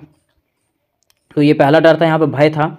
दूसरा, युद्ध की घोषणा। कहा जाता है कि जैकोबिन्स और गैरोडिन्स ने 1792 ईस्वी में ऑस्ट्रिया और पर्सिया के खिलाफ युद्ध की घोषणा किया। किसने? जैकोबिन्स और गैरोडिन्स ने 1792 ईस्वी में जो है ऑस्ट्रिया और पर्सिया के खिलाफ युद्ध का घोषणा कर दिया, जिसके परिणाम स्वरूप प्रथम गठबंधन हुआ। जिसके परिणाम स्वरूप क्या हुआ? प्रथम गठबंधन हुआ। और संयुक्त बलों ने यह धमकी दिया कि अगर लुई 16वां को कोई नुकसान पहुंचा तो वो क्या करेंगे, उसका बदला लेंगे। और यहां तक कहा गया कि पेरिस को जो है ना वो जला दिया जाएगा। उन्होंने ये धमकी दिया, ठीक है। इसके कारण लोगों को और भी डर होने लगा, ठीक। तीसरा देखिए कहा गया जैकोबिन्स। कहा जाता है कि मूल रूप से क्लब बेंटेन ब्रेंटेन के रूप में स्थापित जैकोबिनियन क्लब का नेतृत्व जो है मैक्सिमिलियन रॉबेस्पियर ने किया था। कहा जाता है कि मूल रूप से जो क्लब ब्रेंटेन था, इसका स्थापना जो है किसके थ्रू से किया गया था, तो रॉबेस्पियर के थ्रू से किया गया था। वे कट्टरपंथी थे। वो क्या था, कट्टरपंथी थे। उनका मानना था कि अभिजात वर्ग और अन्य प्रतिक्रांतिकारी रूसी क्रांति की गति के खिलाफ होंगे, है ना। इससे भी लोगों में डर आया। फिर चौथा है धार्मिक संघर्ष। यहाँ पे धार्मिक संघर्ष भी हो रहा था। कहा जाता है कि ईश्वर की अवधारणा को अस्वीकार करने वाले और उसमें विश्वास करने वाले के बीच संघर्ष उत्पन्न हुआ। यहाँ पे क्या हुआ, ईश्वर को जो मानने वाले थे उसको और ईश्वर को जो नहीं मानने वाले थे उसके बीच में क्या हुआ, संघर्ष उत्पन्न हुआ, लड़ाई होने लगा, जिससे नियंत्रण बनाए रखने के लिए, आगे की वृद्धि को रोकने के लिए आतंक का प्रयोग करने में योगदान मिला। ठीक है, जिसको रोकने के लिए यहाँ पे आतंक का प्रयोग किया गया। और कहा जाता है कि जुलाई 1790 में पादरी के नागरिक संविधान ने कैथोलिक धर्म को अस्वीकार कर दिया। हुआ क्या कि जुलाई 1790 ईस्वी में पादरी के नागरिक संविधान ने क्या किया, कैथोलिक धर्म को जो है ना अस्वीकार कर दिया, जिससे पुजारियों को जो है राज्य वेतनभोगी सिविल सेवकाओं में बदल दिया गया। मीन्स वहां पे जो है कई प्रकार के धार्मिक दिक्कतें चालू हो गई थी। ठीक है, फिर देखिए छठा है ज्ञानोदय प्रभाव। क्या है, ज्ञानोदय प्रभाव। कहा जाता है कि रॉबेस्पियर का मानना था कि आम जनता के प्रति सरकार के कर्तव्य को पूरा करने के लिए उन्हें लोगों को खत्म करना आवश्यक है। मीन्स कहा गया है कि रॉबेस्पियर यह मानता था कि आम जनता के प्रति सरकार के कर्तव्य को पूरा करने के लिए उन लोगों को खत्म करना आवश्यक है जिन्हें वह फ्रांसीसी क्रांति के गुणों और सरकार के सामने सम्मान खिलाफ लड़ने वाले अत्याचारी मानते थे। जो सरकार के खिलाफ बोलते थे, है ना, और जो गणतंत्र के विरोधी थे उसको क्या करना है, जान से मारना था। ये किसका मानना था, रॉबेस्पियर का। ठीक है, अब बात यहां पे आता है निष्कर्ष का कि निष्कर्ष में आप क्या लिखोगे, तो निष्कर्ष में इस प्रकार से लिखना है कि आतंक के शासन को फ्रांसीसी क्रांति के सबसे हिंसक चरण के रूप में याद किया जाता है। अगर हम लोग आतंक के शासन की बात करें तो इसको जो है फ्रांसीसी क्रांति के सबसे हिंसक चरण के रूप में माना जाता है, क्योंकि जब सड़कें खून से लथपथ थी और हजारों लोगों की जान चली गई थी, किसमें, इस आतंक के शासन के कारण। कहा जाता है कि इस आतंक और उसके बाद हुए नरसंहार के कारणों अभी भी बहस चल रही है, लेकिन क्रांतिकारी युद्ध और विदेशी आक्रमण अभी भी सबसे प्रमुख कारकों में से कुछ एक है।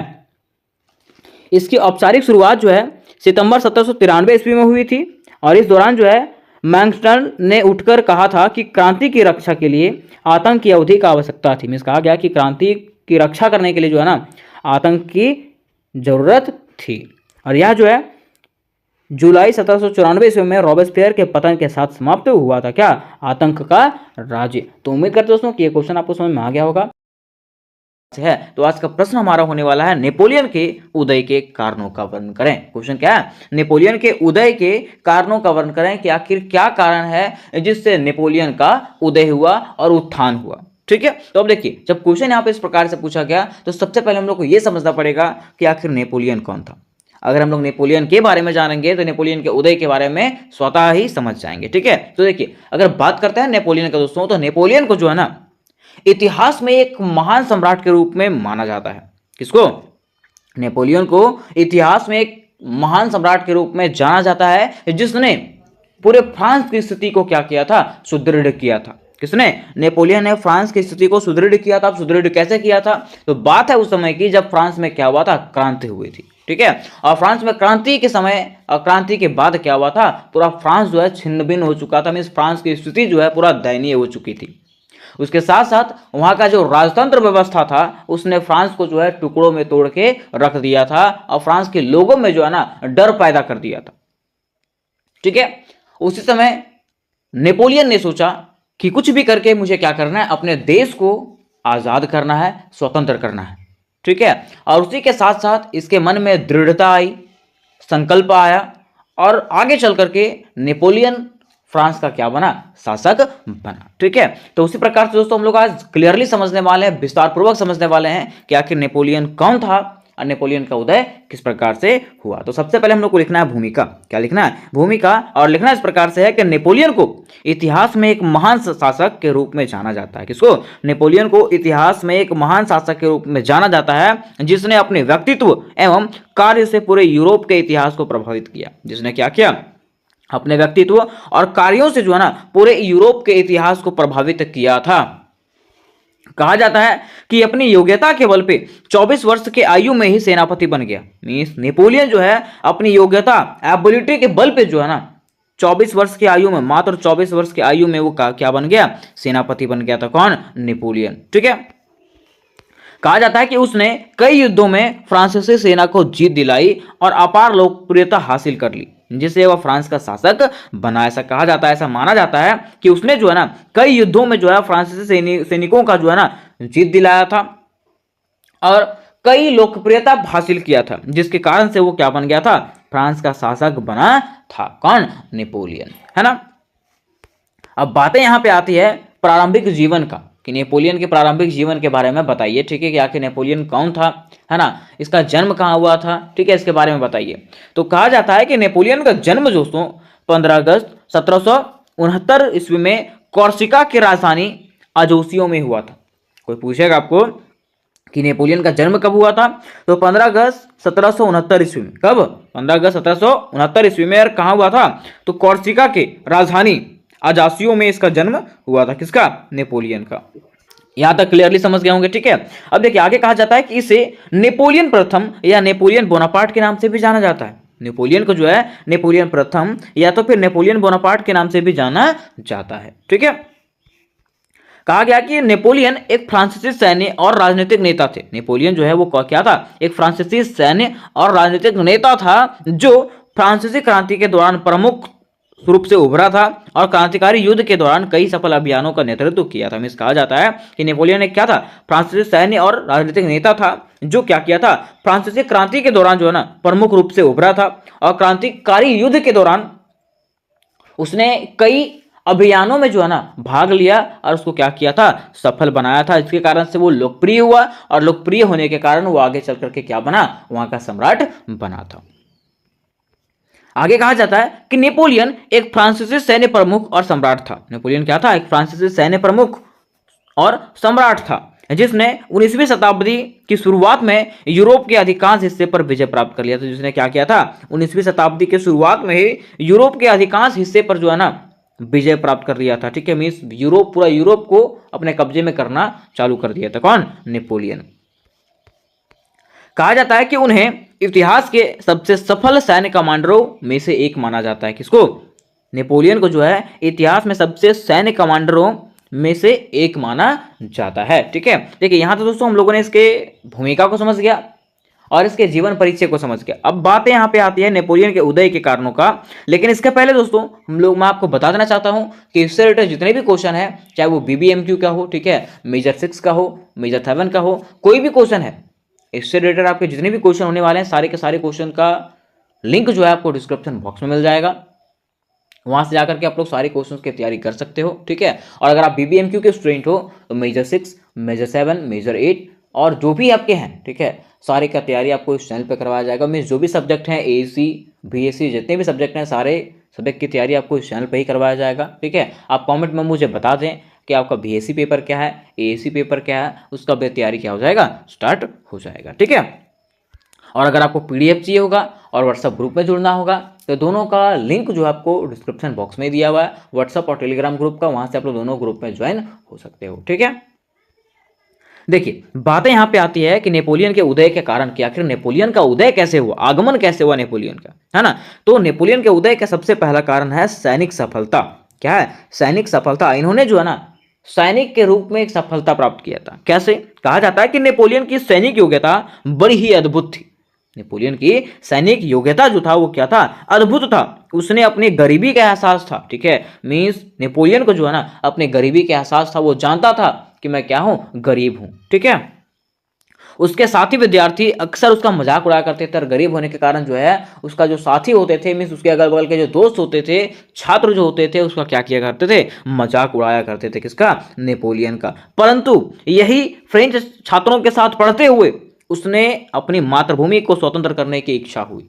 कहा जाता है कि वहीं पे पढ़ते हुए, मजाक बनते हुए उसने क्या चाहा कि अपनी मातृभूमि को, मीन्स फ्रांस को जो है ना स्वतंत्र कराने की इच्छा उनके मन में प्रबल हो गई। और सैनिक शिक्षा समाप्त होने पर उसे 1785 ईस्वी में सेना में द्वितीय लेफ्टिनेंट बना दिया गया। कोई पूछेगा आपको कि 1785 ईस्वी में नेपोलियन क्या बना था, तो 1785 ईस्वी में जो है सेना में नेपोलियन को द्वितीय लेफ्टिनेंट बनाया गया था। क्या? द्वितीय लेफ्टिनेंट बनाया गया था। और बाद में क्रांति का विरोध कर उसने राजतंत्रवादियों का विश्वास पाया और इसके बाद जो है वो टूलों से क्या किया था, फ्रांसीसी बेड़ों को, फ्रांसीसी जहाजी बेड़ों, यहाँ पे बड़े लिखा गया, फ्रांसीसी जहाजी बेड़ों को सुरक्षित निकालने के कारण उसे ब्रिगेडियर का पद दिया गया।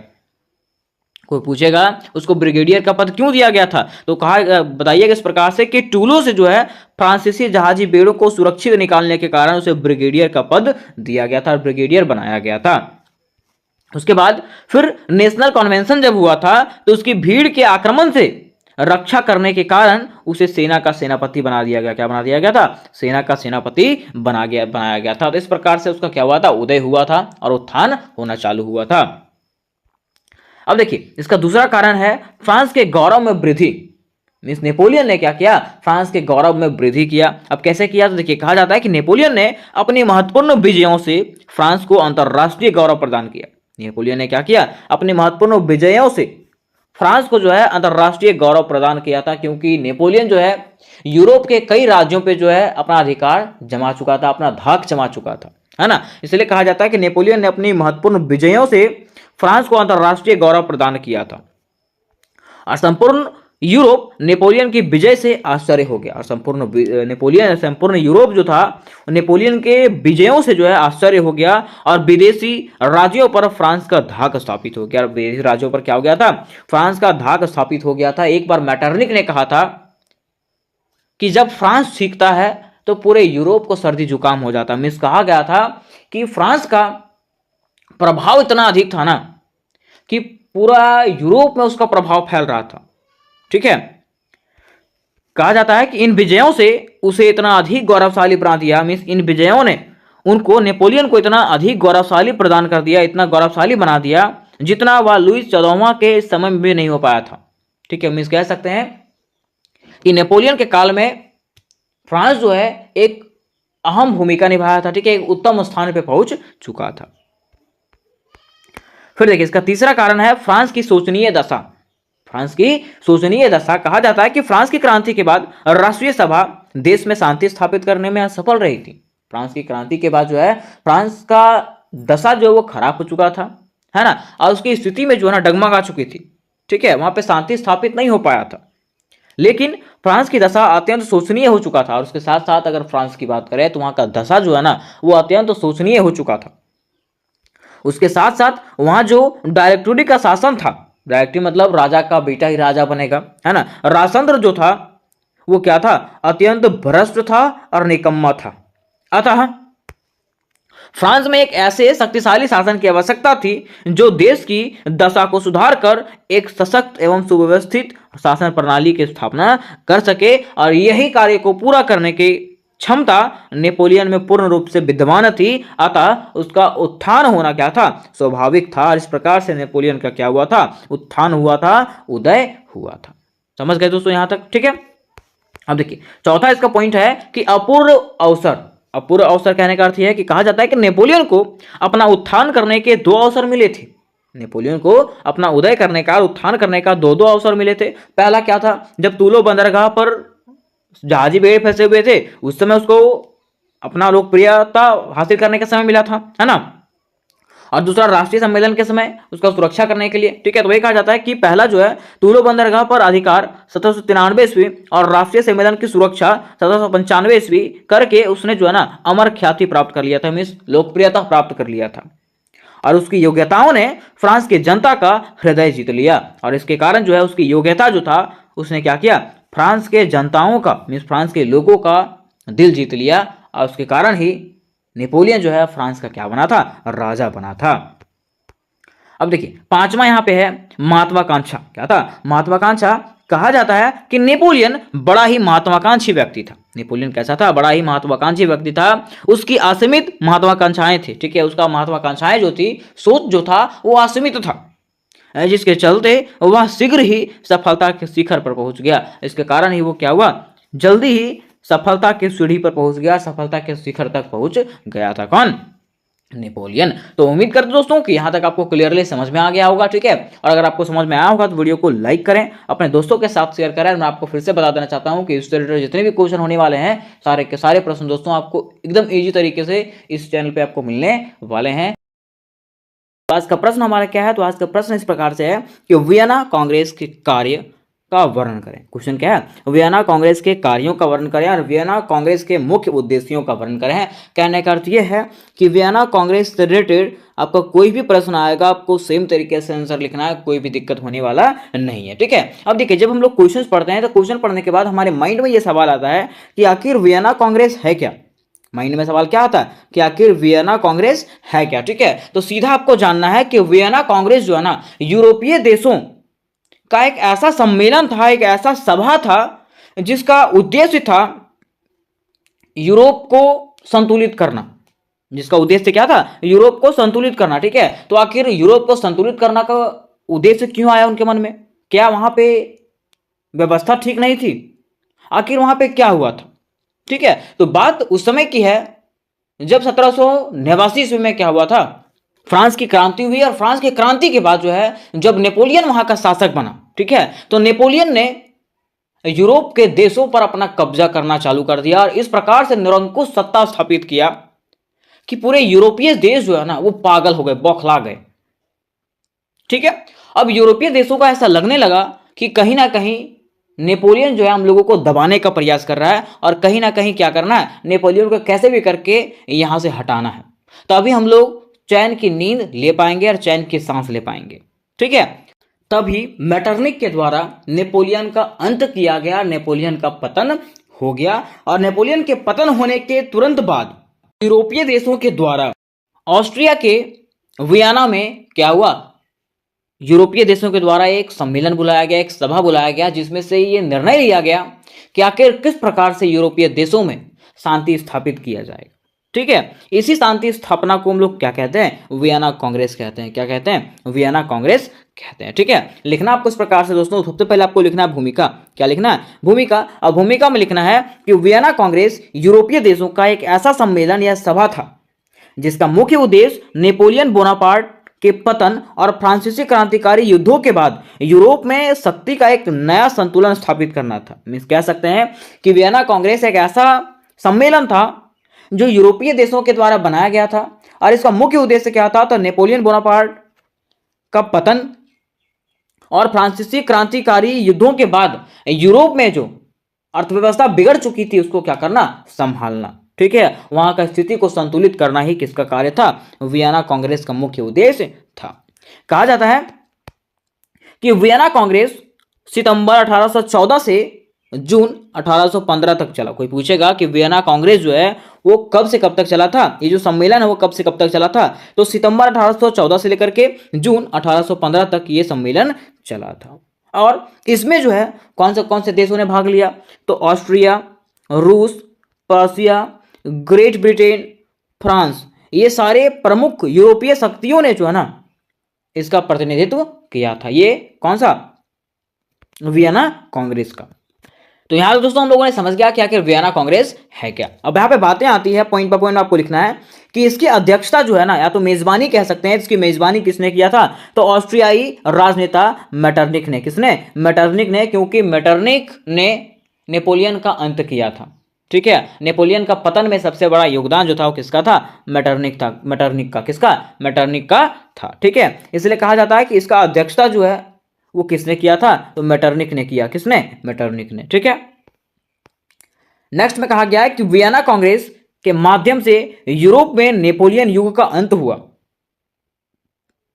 क्या हुआ कि वियना कांग्रेस के माध्यम से यूरोप में जो है ना नेपोलियन के युग का अंत हुआ और मेटरनिक के युग का शुरुआत हुआ। किसका, मेटरनिक के युग का शुरुआत हुआ था। कहां पे, पूरे यूरोप में। जब तक नेपोलियन का शासक वहां रहा, कहां पे, फ्रांस में और यूरोप में, ठीक है, तब तक नेपोलियन जो है ना पूरे यूरोप को जो है दहाड़ता रहा, ठीक है, पूरे यूरोप को अत्याचार से मारता रहा। उसके बाद मेटरनिक का युग आया था। अब आगे कहा गया है कि यह सभा कांग्रेस के द्वारा ऑस्ट्रिया की राजधानी वियना में हुई थी, इसलिए इसे वियना कांग्रेस के नाम से जाना जाता है। क्या कहा गया है कि यह सभा जो है कांग्रेस के द्वारा ऑस्ट्रिया की राजधानी वियना में हुई थी। कहाँ पे? वियना में हुई थी। इसलिए इसको जो है ना वियना कांग्रेस के नाम से जाना जाता है। किसके नाम से? वियना कांग्रेस के नाम से। कोई पूछेगा कि इसको वियना कांग्रेस के नाम से क्यों जाना जाता है, तो आपको बताना है कि यह जो सभा है वो यूरोपीय देशों के द्वारा ऑस्ट्रिया की राजधानी वियना में हुई थी। कहाँ पे? वियना में हुई थी, इसलिए इसे वियना कांग्रेस के नाम से जाना जाता है। ठीक है, तो यहां तक हम लोगों ने इसको क्लियर कर लिया कि आखिर वियना कांग्रेस है क्या। अब मैं आपको बता देना चाहता हूं कि अगर आप लोग मेजर 7 बीबीएमक्यू की तैयारी कर रहे हो, मेजर 6 बीबीएमक्यू की तैयारी कर रहे हो, ठीक है, तो इसकी फुल्ली तैयारी दोस्तों आपको मेरे ही चैनल पर मिल जाएगा। मिस कह सकते हैं कि सेमेस्टर 4 बीबीएमक्यू चाहे बीबीओ किसी का भी हो, ठीक है, सारा तैयारी आपको मेरे चैनल पे आपको मिल जाएगा, जिसका लिंक आपको डिस्क्रिप्शन बॉक्स में मिलेगा। ठीक है, उसके साथ साथ व्हाट्सएप ग्रुप और टेलीग्राम ग्रुप का भी लिंक आपको डिस्क्रिप्शन बॉक्स में ही मिल जाएगा। वहां से जाकर के आप लोग सारे वीडियोस को देख सकते हो। ठीक है, और इससे रिलेटेड जितने भी क्वेश्चन है सारे के सारे प्रश्न आपको मेरे ही चैनल पे करवाए जाएंगे, और कुछ क्वेश्चन करवा दिया गया है जिसका लिंक आपको डिस्क्रिप्शन बॉक्स में दिया गया है। अब देखिए क्वेश्चन यहां पूछा था कि वियना कांग्रेस के कार्य कि आखिर बताइए कि वियना कांग्रेस जो बनाया गया उसका क्या कार्य था। तो पहला कार्य था दास प्रथा का विरोध। क्या करना? दास प्रथा का विरोध करना। तो कहा गया कि वियना कांग्रेस में दास प्रथा का भी विरोध ही किया था। मींस वियना कांग्रेस ने जो है ना दास प्रथा का भी क्या किया था? विरोध किया था। किसका? दास प्रथा का विरोध किया था। किसने? वियना कांग्रेस ने। फिर दूसरा है अंतरराष्ट्रीय संस्था का निर्माण। इसने क्या किया? अंतरराष्ट्रीय संस्था का निर्माण किया। कहा जाता है कि कांग्रेस ने शांति बनाए रखने के लिए एक अंतरराष्ट्रीय संस्था का निर्माण किया। कांग्रेस ने क्या किया? शांति बनाए रखने के लिए एक अंतरराष्ट्रीय संस्था का निर्माण किया, जिसे यूरोपीय व्यवस्था कहा जाता है। इसको क्या कहा जाता है? यूरोपीय व्यवस्था कहा जाता है। इंग्लिश में इसको काउंसिल ऑफ यूरोप कहा जाता है। नेक्स्ट पॉइंट पर कहा गया है कि अंतरराष्ट्रीय संविधान। इसने क्या किया? अंतरराष्ट्रीय संविधान बनाया। मिस कहा गया कि पहली बार अंतरराष्ट्रीय संविधान का निर्माण किया गया। इसके द्वारा नदियों में जहाजों का आवागमन, समुद्र का उपयोग तथा राष्ट्रों के बीच में पारस्परिक व्यवहार के मुद्दों को व्याख्या किया गया। मिस कहने का अर्थ यह है कि अंतरराष्ट्रीय रूप से जो है ना व्यापार को बढ़ावा दिया गया। किसके थ्रू से? तो वियना कांग्रेस के थ्रू से, है ना। मिस यूरोप के कोई भी देश जो है एक दूसरे के साथ क्या कर सकते हैं? व्यापार कर सकते हैं। तो ये तो हो गया इसके कार्य। अब बातें यहां पे आती है वियना कांग्रेस के मुख्य उद्देश्य का। किसका? वियना कांग्रेस के मुख्य उद्देश्यों का। तो इसका पहला उद्देश्य दोस्तों स्थिरता और शांति बहाल करना। मिस वियना कांग्रेस जो बनाया गया था इसका पहला उद्देश्य क्या था? स्थिरता और शांति बहाल करना। क्योंकि हम लोगों ने जाना था कि जब फ्रांसीसी क्रांति चल रही थी और नेपोलियन का युग चल रहा था, उस समय नेपोलियन ने पूरे यूरोप को क्या किया था? अपने कब्जे में करके अत्याचार से मार दिया था। ठीक है, इसलिए एक बार मैटरनिक ने कहा था कि जब फ्रांस सीखता है ना तो पूरे यूरोप को खांसी जुकाम हो जाता है। किसने कहा था? मैटरनिक ने कहा था कि जब फ्रांस सीखता है तो पूरे यूरोप को क्या हो जाता है? खांसी जुकाम हो जाता है। मीन्स फ्रांस का शासक इतना मजबूत था, ठीक है, ऐसा निरंकुश था कि उसका जो शासन है वो पूरे यूरोप में चल रहा था। ठीक है, इसलिए इसका पहला जो उद्देश्य था वो क्या था? स्थिरता और शांति बहाल करना। कहा गया कि वियना कांग्रेस का एक प्राथमिक लक्ष्य यूरोप में स्थिरता और शांति को स्थापित करना था। पिछले दशकों को फ्रांसीसी क्रांति और नेपोलियन युद्धों के द्वारा चिन्हित किया गया था, जिसने पूरे महाद्वीप में उथल पुथल पैदा कर दिया था। जिसने क्या किया था? पूरे यूरोप में जो है ना उथल पुथल पैदा कर दिया था। कहा जाता है कि कांग्रेस का उद्देश्य भविष्य के संघर्षों को रोकना और ऐसी प्रणाली स्थापित करना था जो राष्ट्रों के बीच में शक्ति का संतुलन बनाए रखे। मीन्स कहा गया कि यह जो कांग्रेस था, मीन्स वियना कांग्रेस जो है उसका उद्देश्य यही था कि भविष्य में जो है ना संघर्ष को रोकना और एक ऐसी प्रणाली को स्थापित करना जिसके बीच में राष्ट्रों के बीच में क्या हो सके? शांति संतुलन बनाए रखे। ठीक है, अब देखिए इसका दूसरा जो उद्देश्य था, दूसरा उद्देश्य क्या है? सीमाओं को फिर से बनाना और यूरोप को एक नया आकार देना। मीन्स इसका दूसरा उद्देश्य था कि सीमा को फिर से बनाना। मीन्स हुआ क्या था कि जब नेपोलियन वहां का शासक बना था तो नेपोलियन जो है अधिकतर यूरोप पे जो अपना कब्जा स्थापित कर लिया था, और जब नेपोलियन का अंत हुआ तो यहाँ के राजाओं ने, ठीक है, कहा कि क्या किया जाना चाहिए? यहाँ के सीमाओं का बंटवारा किया जाना चाहिए। मीन्स जिसका सीमा था उसको वापस वो चीज़ दे दिया जाना चाहिए। वही कहा गया कि वियना कांग्रेस को एक अन्य उद्देश्य सीमाओं को फिर से बनाना और यूरोप को एक नया आकार देना था। अर्थात कांग्रेस का उद्देश्य था कि फ्रांसीसी साम्राज्य को खत्म करना और प्रमुख शक्तियों के बीच क्षेत्रों को फिर से वितरित कर देना। ठीक है, मीन्स इसका उद्देश्य था कि कांग्रेस मतलब इसका उद्देश्य था कि फ्रांसीसी साम्राज्य को क्या करना?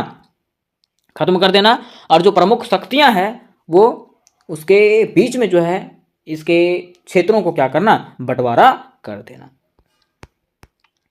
फिर देखिए इसका तीसरा जो उद्देश्य है वो क्या है, तो एक नई अंतरराष्ट्रीय व्यवस्था का स्थापना, एक नई अंतरराष्ट्रीय व्यवस्था का स्थापना करना। ठीक है, कहा गया कि वियना कांग्रेस ने सहयोग और कूटनीति के आधार पर एक नई अंतरराष्ट्रीय व्यवस्था स्थापित करने की मांग किया। किसने? वियना कांग्रेस ने क्या किया? सहयोग और कूटनीति के आधार पर एक नया अंतरराष्ट्रीय व्यवस्था स्थापित करने का मांग किया, जिसमें से कहा गया कि कांग्रेस ने कॉन्सर्ट ऑफ यूरोप की अवधारणा पेश किया। कांग्रेस ने क्या किया? कॉन्सर्ट ऑफ यूरोप की अवधारणा पेश किया, और यह एक ऐसा प्रणाली था जिसमें से प्रमुख शक्तियां नियमित रूप से क्या करती? यूरोप के मामलों पर चर्चा करता। ठीक है, यूरोप के मामलों पर चर्चा करता, उसका प्रबंधन करने के लिए मिलते जुलते थी, है ना। और इस प्रणाली का उद्देश्य जो था वो क्या था? भविष्य के संघर्षों को रोकना और क्षेत्र में जो है ना शांति स्थापित करके रखना, ये उसका उद्देश्य था। अब देखिए, इसका चौथा जो उद्देश्य है वो क्या है? अथाह स्थिति को बनाए रखना। क्या है? अथाह स्थिति को बनाए रखना। कहने का अर्थ यह है कि कहा गया है कि वियना कांग्रेस का उद्देश्य नेपोलियन से पहले के शक्ति संतुलन को बहाल करके अथाह स्थिति को बनाए रखना था। मीन्स कहा गया है कि वियना कांग्रेस का उद्देश्य था कि नेपोलियन के पहले जो फ्रांस का स्थिति था, यानी यूरोप का जो स्थिति था, वैसा स्थिति जो है यूरोप को प्रदान करना।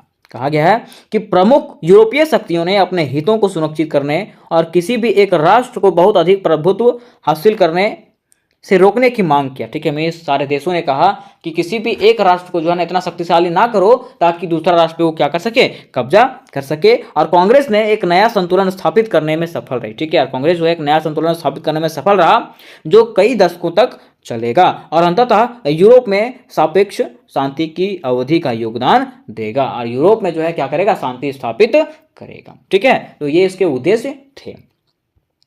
अब बात यहां पे आता है निष्कर्ष का, कि निष्कर्ष में क्या लिखेंगे? तो निष्कर्ष में आपको इस प्रकार से लिखना है कि उपरोक्त लिखे गए बातों के माध्यम से यह कहा जा सकता है कि वियना कांग्रेस का मुख्य उद्देश्य स्थिरता को बहाल करना था। मींस वहां पे क्या करना था? शांति स्थापित करना था। ठीक है, और सीमाओं को फिर से बनाना था। क्या? सीमाओं का बंटवारा करना था, क्योंकि नेपोलियन ने पूरे यूरोप पे कब्जा कर लिया था। ठीक है, तो जिसका इसका वो क्षेत्र था उसको वो क्षेत्र देना। फिर अंतरराष्ट्रीय व्यवस्था स्थापित करना, है ना। उसके साथ साथ राष्ट्रवाद और उदारवाद को दबाना और यथास्थिति को बनाए रखना, ये किसका उद्देश्य था? तो वियना कांग्रेस का उद्देश्य था। उसके साथ साथ कहा गया कि कांग्रेस ने यूरोप के भविष्य को आकार देने और नेपोलियन युद्धों के बाद शांति बनाए रखने में महत्वपूर्ण भूमिका निभाया। और ये जो कांग्रेस था, मीन्स वियना कांग्रेस जो था, उसने यूरोप के भविष्य को आकार देने के लिए, मीन्स यूरोप के भविष्य को सुदृढ़ करने के लिए, सुधारने के लिए और नेपोलियन युद्ध के बाद शांति बनाए रखने के लिए महत्वपूर्ण भूमिका निभाया था। तो उम्मीद करते हो दोस्तों कि ये क्वेश्चन आपको क्लियर हो गया होगा। अगर ये क्वेश्चन आपको क्लियर हो गया होगा तो इस रिलेटेड जितने भी क्वेश्चन है सारे के सारे प्रश्न आपको मेरे चैनल पे मिल जाएंगे, जिसका लिंक आपको डिस्क्रिप्शन बॉक्स में दिया रहेगा। ठीक है दोस्तों, आज की वीडियो में हम लोग हिस्ट्री के एक मोस्ट इंपॉर्टेंट क्वेश्चन को क्लियर करने वाले हैं, जो कि हर एक एग्जामिनेशन के लिए इंपॉर्टेंट है, चाहे वो क्लास 10th का हो, क्लास 12th का हो, ग्रेजुएशन का हो, कोई भी एग्जामिनेशन में आप इस तरह से इसका आंसर लिख सकते हैं। ठीक है, क्वेश्चन क्या है दोस्तों? क्वेश्चन आपका इस प्रकार से है कि इटली के एकीकरण पर संक्षिप्त टिप्पणी लिखे। क्या है? इटली के एकीकरण पर संक्षिप्त टिप्पणी लिखे। जैसा कि मैंने आपको पिछले वीडियोस में बताया था कि एकीकरण का मतलब क्या होता है? एक करना। ठीक है, अगर इसको तोड़ने का प्रयास करें तो एकीकरण का मतलब क्या होता है? एक करना। ठीक है, अब एक करने की अगर यहाँ पे बात कही गई है तो आखिर कुछ ना कुछ तो झोल है यहाँ पे, है ना। झोल कहने का मतलब है कि आखिर इटली जो है टुकड़ों में बटा होगा तब तो इसको एक करने की बात कही गई है। तो यहाँ से ये समझ में आता है कि इटली जो था अनेक राष्ट्र राज्यों में बिखरा हुआ था। अनेक राष्ट्र राज्यों मतलब अनेक राज्यों में ये बिखरा हुआ था। इटली जो है ना कई राज्य में बिखर चुका था, टूट चुका था, ये अनेक भागों में बिखर चुका था। ठीक है, जिसका एकीकरण करना ही क्या कहलाता है? इटली का एकीकरण कहलाता है। ठीक है, अब मान लीजिए अलग अलग भागों में ये बट चुका था, तो क्या अलग अलग भाग के अलग अलग राजा नहीं होंगे। अब कोई भी अलग अलग राजा है तो क्या वो चाहेगा कि मेरा अधिकार को कोई छीन ले? नहीं चाहेगा। ठीक है, तो इटली का एकीकरण करना क्या आसान सी बात है? नहीं। इटली का एकीकरण करने में जो है ना कई सारे बाधाओं का सामना करना पड़ा था।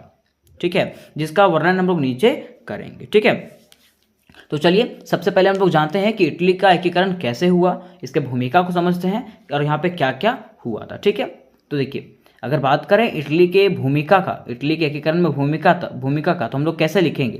तो लिखेंगे इस प्रकार से दोस्तों कि इटली एक ऐसा साम्राज्य था जो अनेक राष्ट्र राज्यों में बिखरा हुआ था। इटली एक ऐसा साम्राज्य था जो अनेक राज्यों में बिखरा हुआ था, ठीक है। हर भाग में अलग अलग राजा शासन करते थे और हर भाग में जो है ना अलग अलग राजा क्या करते थे, शासन करते थे। उसके साथ साथ हर राज्य की कानून व्यवस्था भी भिन्न थी और हर राज्य की क्या थी, कानून व्यवस्था भी अलग अलग थी। लेकिन इनके बावजूद भी कुछ इटली वासियों के मन में राष्ट्रीयता की भावना का विकास हुआ। लेकिन इसके बाद भी क्या हुआ, कुछ इटली जो वासी थे उसके मन में जो ना राष्ट्रीयता का भावना आया कि हमारा राष्ट्र क्या होना चाहिए, एक होना चाहिए, मजबूत होना चाहिए, हमारा राष्ट्र का विकास होना चाहिए, ठीक है। इसलिए वे क्या किए, वे इटली को फिर से संगठित कर एक सशक्त और मजबूत राष्ट्र का निर्माण करना चाहते थे। वे क्या करना चाहते थे कि इटली को एकत्रित करके, एकजुट करके जो है ना मजबूत राष्ट्र का निर्माण करना चाहते थे। लेकिन इटली के एकीकरण के रास्ते में बहुत सी बाधाएं आई, ठीक है। लेकिन हुआ क्या कि इटली का जब एकीकरण हो रहा था तो इसके रास्ते में जो है ना बहुत सारी बाधाएं का सामना इसको करना पड़ा था और इन सभी बाधाओं के कारण जो है इटली का एकीकरण जो है संभव नहीं हो पा रहा था, ठीक है। तो चलिए जानते हैं कि क्या क्या वैसा बाधा था जिसके कारण इटली का एकीकरण संभव नहीं हो पा रहा था, ठीक है। अब देखिए यहां पे बात आता है इटली के एकीकरण में बाधाएं, इटली की एकीकरण में बाधाएं। तो इसमें से सबसे पहला कारण था इटली में बाहरी शक्तियों का नियंत्रण। इटली में क्या, बाहरी शक्तियों का नियंत्रण, ठीक है। अब देखिए इसमें क्या बताया गया, इसमें बताया गया है कि इटली अनेक राज्यों में बटा हुआ था। जैसा कि मैं आपको बताया था इटली जो है अनेक राज्यों में बटा हुआ था। अब प्रत्येक राज्य में विभिन्न विदेशी शक्तियों का नियंत्रण था और प्रत्येक जो राज्य था ना उस पर अलग अलग विदेशी शक्तियों का नियंत्रण था, ठीक है। और मान लीजिए अगर इटली को एकीकरण करने की बात आए, यहाँ पे इटली को जोड़ देने की बात आए, ठीक है, तो उसका तो वर्चस्व खत्म हो जाएगा ना। तो कोई चाहेगा कि मेरा कहीं से वर्चस्व खत्म हो जाए, नहीं चाहेगा, ठीक है। मान लीजिए आप ही को अगर नौकरी दिया जाएगा तो आप क्या चाहिएगा कि मेरा नौकरी को छीन ले, नहीं, ऐसा कोई चाहता है क्या, नहीं चाहता है, ठीक है। तो वैसा यहाँ पे हुआ, ठीक है। अब जब इटली का एकीकरण की बात उठने लगा ना तो यहाँ के राजा जो थे जो इस पे आक्रमण किए थे उसके राज्यों पे वो विरोध करने लगे, ठीक है, कि इटली का एकीकरण नहीं होना चाहिए, ठीक है। देखिए बताया जाता है कि प्रत्येक राज्य में विभिन्न विदेशी शक्तियों का नियंत्रण था। यही शक्तियां इटली में एकीकरण की सबसे बड़ी बाधाएं साबित हो रही थी और यही शक्तियां जो है ना इटली में एकीकरण की सबसे बड़ी बाधाएं साबित हो रही थी, ठीक है। बताया जाता है कि इटली पर सबसे ज्यादा प्रभाव जो है ऑस्ट्रिया का था। अगर इटली की बात करें तो इटली का एकीकरण में सबसे ज्यादा प्रभाव जो था वो किसका था, ऑस्ट्रिया का था। यही जो है इटली का एकीकरण नहीं होने दे रहा था, ठीक है। बताया जाता है कि लोम्बार्डी और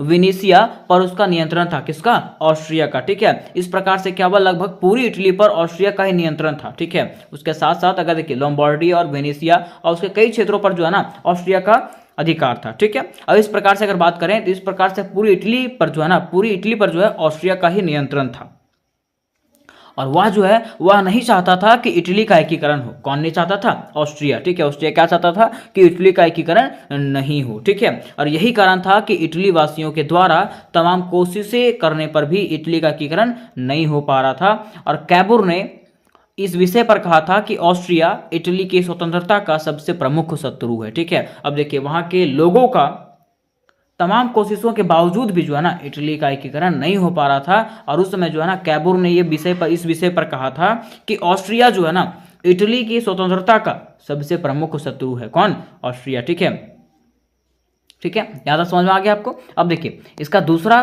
कारण की बात करते हैं, ठीक है। दूसरा जो विरोधी था वो उसके बात करते हैं। देखिए दूसरा विरोधी क्या था कि पोप का असीमित अधिकार क्षेत्र। अब यहाँ पे पोप का बात आता है, पोप कौन था, ठीक है। तो पोप जो था ईसाई क्या था, ईसाई धर्म का वो जो था ना प्रवर्तक था, ठीक है। देखिए बताया जाता है कि इस समय कैथोलिक ईसाइयों का सबसे बड़ा धर्मगुरु पोप के पास असीमित अधिकार क्षेत्र थे। अगर इस समय की बात करें तो ईसाइयों का जो सबसे बड़ा धर्मगुरु था कौन, पोप, उसके पास कई शक्तियां थी, कई अधिकार था। उसके पास ऐसा भी अधिकार था ना क्योंकि वो एक राज्य का राजा था, ठीक है। तो उसके पास ऐसा अधिकार था कि वो अपने तरीके से किसी को मृत्युदंड भी दे सकता था, है ना। तो उनके ही शक्तिशाली राजसत्ता के कारण इटली दो भागों में बट गए, ठीक है। उनके ही शक्तिशाली राजसत्ता के कारण क्या हुआ, इटली जो है वो दो भागों में बट गया, ठीक है। पोप के राज्य को जीतना आसान नहीं था और पोप के राज्य को जीतना जो है वो आसान नहीं था। अतः जब तक पोप के हाथ में सत्ता थी तब तक उसने इटली को एक होने नहीं दिया। और अतः बताया जाता है कि जब तक पोप के हाथ में जो थी सत्ता थी, वहाँ का इटली का सत्ता था, तब तक वो इटली को एक होने नहीं दिया था, अर्थात इटली का एकीकरण होने नहीं दिया था। ठीक है। अब देखिए तीसरा जो विरोधी था वो कौन था? प्रांतीय व्यापक फुट। प्रांतीय व्यापक फुट कहने का मतलब क्या है कि इस समय जो है ना, इस समय तक इटली जो था कई अलग अलग राज्यों में बटा हुआ था। इस समय इटली क्या था? कई अलग अलग राज्यों में बटा हुआ था और सभी राज्य में अलग अलग कानून लागू थे। ये तो सब जानता है कि राज्य रहेगा तो राज्य को चलाने के लिए उसको कानून व्यवस्था चाहिए कि नहीं चाहिए? तो सभी राज्य में जो है ना अलग अलग कानून व्यवस्था लागू था। ठीक है। उसके साथ साथ सभी राज्यों के लोगों में राष्ट्रीय चेतना बिल्कुल नहीं थी। और जितने भी राज्य थे सभी राज्यों के लोगों में जो है ना राष्ट्रीय चेतना बिल्कुल नहीं थी, मतलब राष्ट्र के प्रति विकास का भाव नहीं था। ठीक है। यही कारण है कि लोगों के विचारों में काफ़ी भिन्नताएं थी। ठीक है। और यही कारण हुआ कि लोगों के, वहाँ के जितने भी राज्य थे वहाँ के लोगों के बीच में जो है ना, लोगों के मन में जो है काफ़ी भिन्नताएं आई, काफ़ी अलग अलग बात आए उनके विचारों में। ठीक है। और यही अलगाव के कारण क्या हुआ, यही भिन्नताओं के कारण क्या हुआ, इन प्रांतों के लोगों के बीच में आपसी फूट की भावना थी। ठीक है। और यही अलग अलग बातों के कारण क्या हुआ, ये प्रांत के लोगों के बीच में आपसी फूट की भावना होने लगी। ठीक है। अब इसके कारण क्या हुआ, वे इटली के एकीकरण के लिए आपसी एकता का भावना को जगा नहीं पा रहे थे। ठीक है। और वे जो है ना इटली के एकीकरण करने के लिए जो है ना आपसी भावना को जगा नहीं पा रहे थे। ठीक है। क्योंकि देखिए पूरा ये जो इटली था पूरा अलग अलग भागों में विभक्त था। ठीक है। तो मान लीजिए गांव है, ठीक है, हमारे गांव के लोग सोच रहे हैं कि हाँ इटली का एकीकरण हो, लेकिन दूसरे गांव के लोग जो है वो नहीं समझ पा रहे हैं, है ना। तो वैसा ही बात यहाँ पे था। ठीक है। और दोनों में इसी तरह से क्या हो रहा था, प्रतिद्वंदी बढ़ता जा रहा था। ठीक है। फिर देखिए चौथा जो इसका विरोधी था वहाँ के राजाएं थे। ठीक है। जब आपको बताए थे कि वहाँ का जो राज्य था इटली जो था कई राज्यों में बिखरा हुआ था। ठीक है। तो वहाँ पे राजा भी तो थे। तो बताया जाता है कि इटली के प्रत्येक राज्य अलग अलग राजाओं के द्वारा शासन किया जा रहा था। इटली का जितना भी राज्य था ना वो अलग अलग राजाओं के द्वारा शासन किया जा रहा था। वे अपनी सत्ता का किसी भी सूरत में त्याग नहीं करना चाहते थे और कोई भी राजा नहीं चाहेगा कि हम अपने सत्ता का क्या कर दें, त्याग कर दें। ठीक है। तो वे भी अपनी सत्ता का जो है ना कोई भी सूरत में कोई भी हाल में जो है ना त्याग नहीं करना चाहते थे वहाँ के राजा। ठीक है। वे अपने निरंकुश सत्ता को हमेशा के लिए कायम रखना चाहते थे। वे जो है ना अपने निरंकुश सत्ता को जो है हमेशा के लिए कायम करके रखना चाहते थे। वे इटली की एकीकरण और राष्ट्रीय एकता के लिए अपने स्वार्थ का किसी भी सूरत में परित्याग नहीं करना चाहते थे। ठीक है। वो बताया जाता है कि वे जो है ना इटली की एकीकरण और राष्ट्रीय एकता के लिए जो है ना अपने स्वार्थ का किसी भी सूरत में जो है ना परित्याग नहीं करना चाहते थे। वो कभी नहीं चाहते थे कि इटली का एकीकरण हो और हम लोगों को राजा के पद से त्यागना पड़ जाए। ठीक है। कोई चाहेगा? नहीं चाहेगा। ठीक है। यही कारण था कि इटली के एकीकरण के कार्य में कठिनाइयां हो रही थी। ठीक है। यही कारण था कि इटली के एकीकरण में कई प्रकार की कठिनाइयां हो रहा था। ठीक है। अब देखिए पांचवा जो इसका विरोधी था वो कौन था, इटली के एकीकरण के लिए भिन्न मत कैसे, कि जैसे हम आपको बताए थे कि इटली जो था कई राज्यों में बिखरा हुआ था। ठीक है। तो अलग अलग राज्य के लोगों के मन में जो है ना अलग अलग तरह की बातें थी, है ना। देखिए यहाँ बताया गया है कि इटली के एकीकरण के विषय में इटली वासियों के विभिन्न मत थे। ठीक है। इटली के एकीकरण के विषय में बात करें तो इटली वासियों का मत जो था ना वो अलग अलग था। ठीक है। कुछ लोग इटली में पूर्ण गणतंत्रात्मक शासन के पक्ष में थे। कुछ लोग जो है ना इटली में जो है ना पूरी तरीके से गणतंत्रात्मक शासन लागू करना चाहते थे कि यहाँ पर राजा का शासन नहीं होना चाहिए। ठीक है। लेकिन कुछ लोग जो है ना इटली में पोप की अध्यक्षता में संघीय शासन की स्थापना के पक्ष में थे। ठीक है। लेकिन कुछ लोग जो है वो इटली में जो है ना वो पोप के अधीन थे। किसके अधीन थे? पोप के अधीन थे। तो वो भी नहीं चाहते थे कि यहाँ पे क्या हो, गणतंत्रात्मक शासन लागू हो। ठीक है। वहीं कुछ सर्डिनिया पिडमांट की अध्यक्षता में इटली के एकीकरण करने के लिए इच्छुक थे। ठीक है। वहीं कुछ लोग ऐसे थे जो सर्डिनिया पिडमांट में जो है ना वो क्या करना चाह रहे थे, इटली का एकीकरण करना चाह रहे थे। ठीक है। इस प्रकार क्या हुआ कि इटली के एकीकरण प्रश्न पर अलग अलग मत भी इटली के एकीकरण के रास्ते में बहुत बड़े बाधक थे। ठीक है। इस तरह पता चलता है कि इटली के एकीकरण में जो है ना लोगों को अलग अलग तरह का मत था। ठीक है। और ये भी जो है ना इटली के एकीकरण में एक बहुत बड़ा बाधक था। ठीक है। तो उम्मीद करते दोस्तों कि आपको समझ में आ गया होगा कि इटली का एकीकरण कैसे हुआ। ठीक है। इटली के एकीकरण करने में जो है ना कई तरह के बाधाएं आई। ठीक है, लेकिन अंततः क्या हुआ, इटली का एकीकरण हुआ था। ठीक है, तो उम्मीद करते हैं कि ये क्वेश्चन आपको समझ में आ गया होगा। दोस्तों आज के वीडियो में हम लोग हिस्ट्री के एक मोस्ट इंपॉर्टेंट टॉपिक को क्लियर करने वाले हैं, जो कि इस प्रकार से है। क्वेश्चन आपका रहेगा दोस्तों, जर्मनी के एकीकरण पर संक्षिप्त टिप्पणी लिखें। क्या रहेगा दोस्तों, कि जर्मनी के एकीकरण पर संक्षिप्त टिप्पणी लिखें कि जर्मनी का एकीकरण क्यों हुआ था, ठीक है, और कैसे कैसे इसका प्रोसेस हुआ था। ठीक है, देखिए ये जो क्वेश्चन है ना दोस्तों, ये जो क्वेश्चन आपका क्लास 10th 12th ग्रेजुएशन सबके लिए इंपॉर्टेंट है। ये कहीं भी आए तो आप सुटेबल तरीके से इसको लिख सकते हैं। ठीक है, तो चलिए सबसे पहले हम लोग जानते हैं जर्मनी का एकीकरण। एकीकरण का मतलब क्या होता है, यहाँ एकीकरण का वर्ड आ रहा है ना, तो एकीकरण का मतलब क्या होता है। अब देखिए अगर हम लोग बात करें एकीकरण, तो एकीकरण का मतलब से आपको समझ में आता होगा कि जोड़ना, एक करना, है ना। तो आखिर किसको एक करने की बात कही गई है। अब यहाँ पे एक करने की बात अगर कही गई है तो आखिर जर्मनी क्या टुकड़ों में विभक्त था, ये भी क्वेश्चन उठता है ना। तो वही हम लोग इसमें से जानेंगे। यहाँ पे क्या था, जर्मनी जो था ना अलग अलग राज्यों में जो है बटा हुआ था, और उसको एक करने के प्रोसेस को ही क्या कहते हैं, जर्मनी का एकीकरण कहते हैं। क्या कहते हैं, जर्मनी का एकीकरण कहते हैं। ठीक है, जैसे मान लीजिए कि अलग अलग राज्यों में बटा हुआ है, ठीक है। अब कोई भी, अब जैसे अलग अलग राज्यों में बटा हुआ तो अलग अलग राज्य का राजा भी तो होगा, तो क्या वो चाहेगा कि मेरा राजा का पद हट जाए, सो नहीं। ठीक है, तो जर्मनी का एकीकरण करने में जो है ना बहुत सारे लोगों ने विरोध भी जताया था। तो वो सारी चीज़ों को भी हम लोग जानेंगे कि जर्मनी के एकीकरण में क्या क्या बाधाएं आई थी, ये चीज़ भी हम लोग जानने वाले हैं। ठीक है, तो चलिए सबसे पहले हम लोग समझते हैं इसकी भूमिका को, उसके बाद हम लोग डिटेल से इसको समझेंगे। ठीक है, देखिए भूमिका में लिखेंगे हम लोग जर्मनी का एकीकरण। क्या लिखेंगे, जर्मनी का एकीकरण। बताया जाता है दोस्तों कि 1789 के फ्रांसीसी क्रांति के परिणाम स्वरूप पहले राष्ट्रवादी भावना से जर्मनी भी अछूता नहीं रहा था। हालांकि प्रतिक्रियावादियों ने जर्मनी को छोटे छोटे कई राज्यों में बांट दिया था। जर्मनी लगभग 300 छोटे छोटे राज्यों में बटा हुआ था। अगर जर्मनी की बात करें तो जर्मनी जो है ना 300 छोटे छोटे राज्यों में बटा हुआ था। कौन सा, जर्मनी। और ये फ्रांस की क्रांति के बाद का कहानी है ये, ठीक है, जिनमें से भिन्न भिन्न भाषाओं के लोग निवास करते थे। अब जाहिर सी बात है कि जब 300 छोटे छोटे राज्यों में बटा हुआ रहेगा, ठीक है, 300, ठीक है, तो वहां पे अलग अलग भाषा के लोग रहेंगे ही, है ना। इनमें राजनीतिक, धार्मिक, सामाजिक एकता नहीं थी। और जब 300 अलग अलग राज्यों में बटा हुआ तो ये जाहिर सी बात है कि उनमें जो है ना एकता नहीं रहेगा। ठीक है, 300 अलग अलग राज्य जो है तो वो अलग ही रहेंगे, है ना।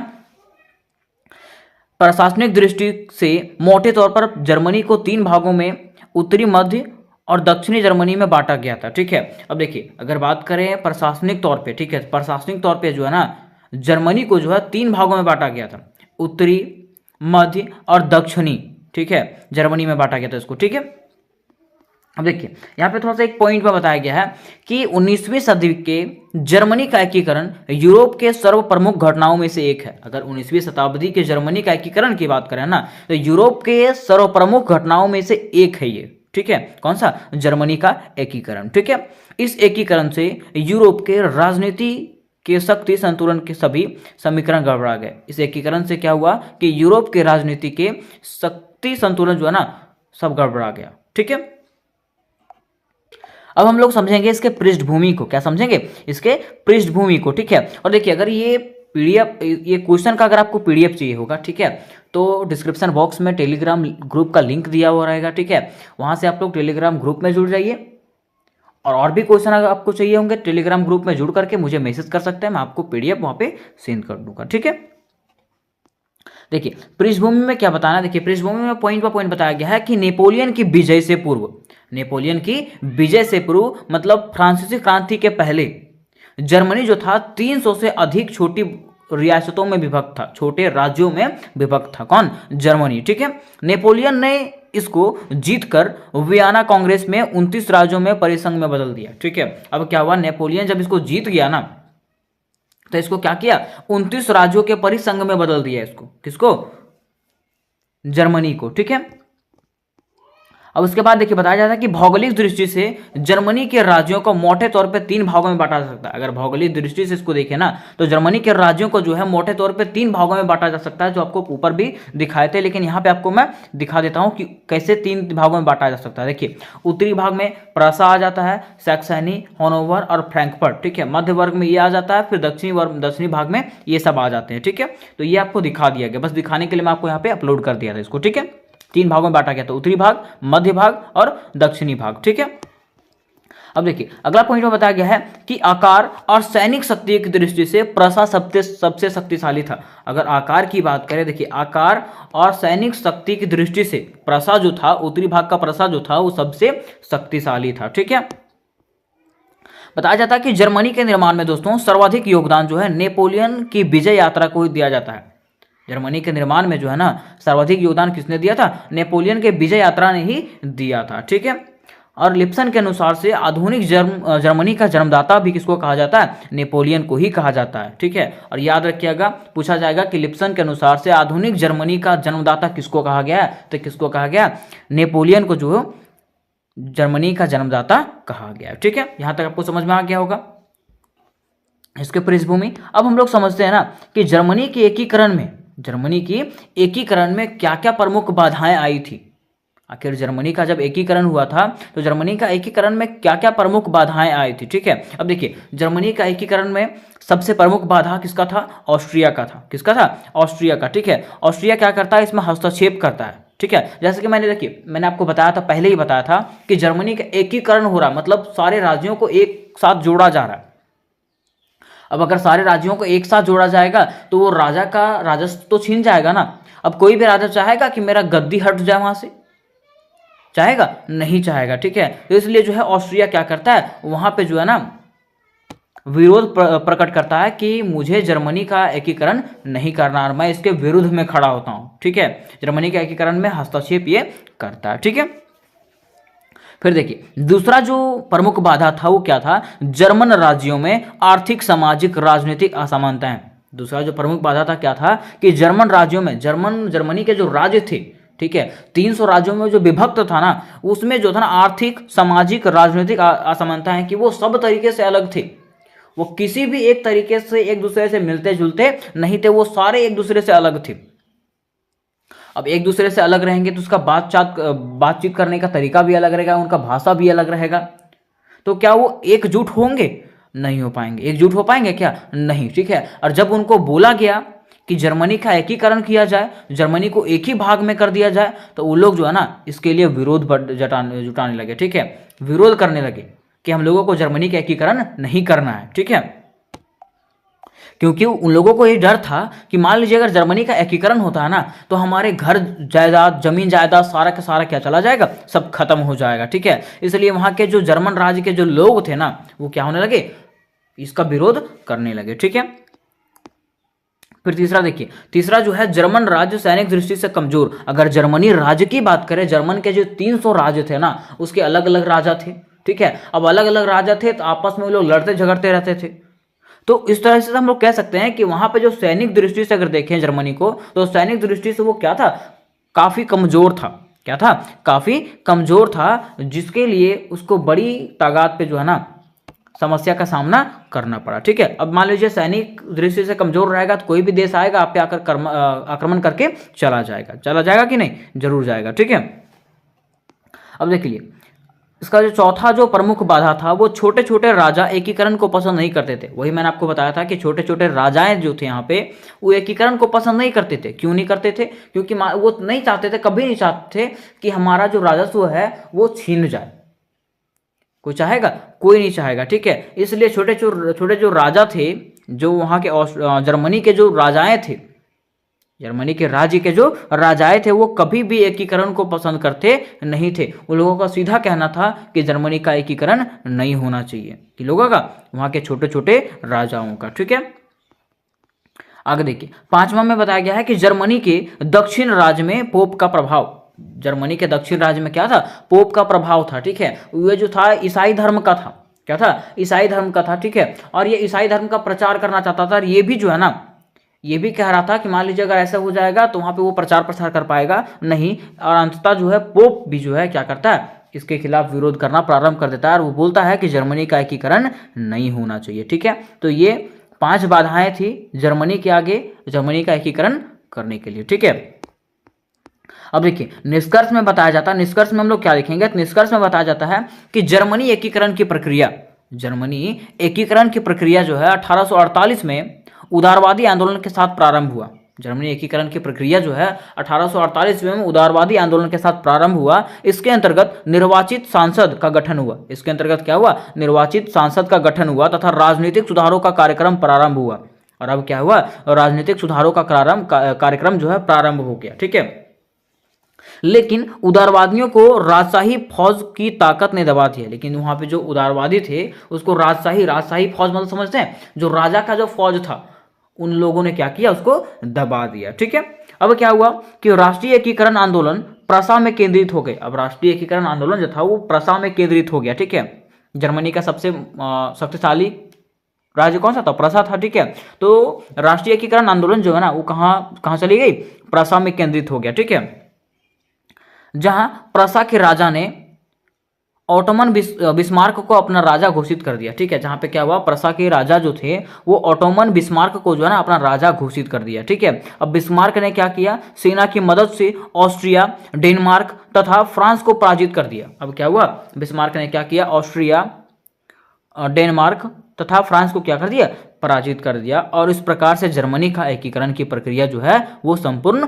हुआ। ठीक है, मतलब जैसा जर्मनी चाहता था कि जर्मनी का एकीकरण हो जाए, वैसे अंततः जो है ना बिस्मार्क की मदद से जो है जर्मनी का एकीकरण हो जाता है। ठीक है, तो उम्मीद करते हैं दोस्तों कि ये क्वेश्चन आपको समझ में आ गया होगा। ठीक है दोस्तों, आज के वीडियो में हम लोग एक मोस्ट इंपॉर्टेंट क्वेश्चन को क्लियर करने वाले हैं, जो कि प्रत्येक एग्जामिनेशन के लिए VBI होने वाला है। चाहे वो कॉम्पिटिटिव बेस्ड हो, चाहे वो 10-12 हो, चाहे वो ग्रेजुएशन हो, हर एक एग्जामिनेशन के लिए यह जो क्वेश्चन है दोस्तों मोस्ट इंपॉर्टेंट होने वाला है।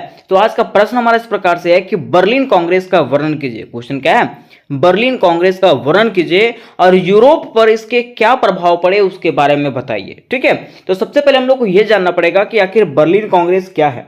क्या जानना पड़ेगा कि आखिर बर्लिन कांग्रेस क्या है। ठीक है, अब देखिए हम लोग बात करते हैं अगर दोस्तों बर्लिन कांग्रेस का, किसका, बर्लिन कांग्रेस की अगर बात किया जाए तो बर्लिन कांग्रेस एक ऐसा शांति सम्मेलन था जो रूस और तुर्की के बीच में हुआ था। कोई पूछेगा कि बर्लिन कांग्रेस क्या था, तो आपको बताना है कि बर्लिन कांग्रेस एक ऐसा शांति सम्मेलन था जो रूस और तुर्की के बीच में हुआ था। किसके बीच में, रूस और तुर्की के बीच में। अब बातें यहां पे आती भाई कि आखिर रूस और तुर्की के बीच में शांति सम्मेलन हुआ क्यों था, है ना। तो बातें उस समय की है जब सन 1877 से 78 के बीच में रूस और तुर्की के बीच में युद्ध हुआ था। कब, सन 1877 से 78 के बीच में रूस और तुर्की के बीच में युद्ध हुआ था और इस युद्ध में जो है रूस विजय हो जाता है। ठीक है, और इस युद्ध में जब रूस विजय हो जाता है तो ये युद्ध के बाद जो है इन दोनों देशों के बीच में क्या होता है, शांति सम्मेलन होता है। क्या होता है, शांति सम्मेलन होता है। कहां पे, जर्मनी की राजधानी बर्लिन में।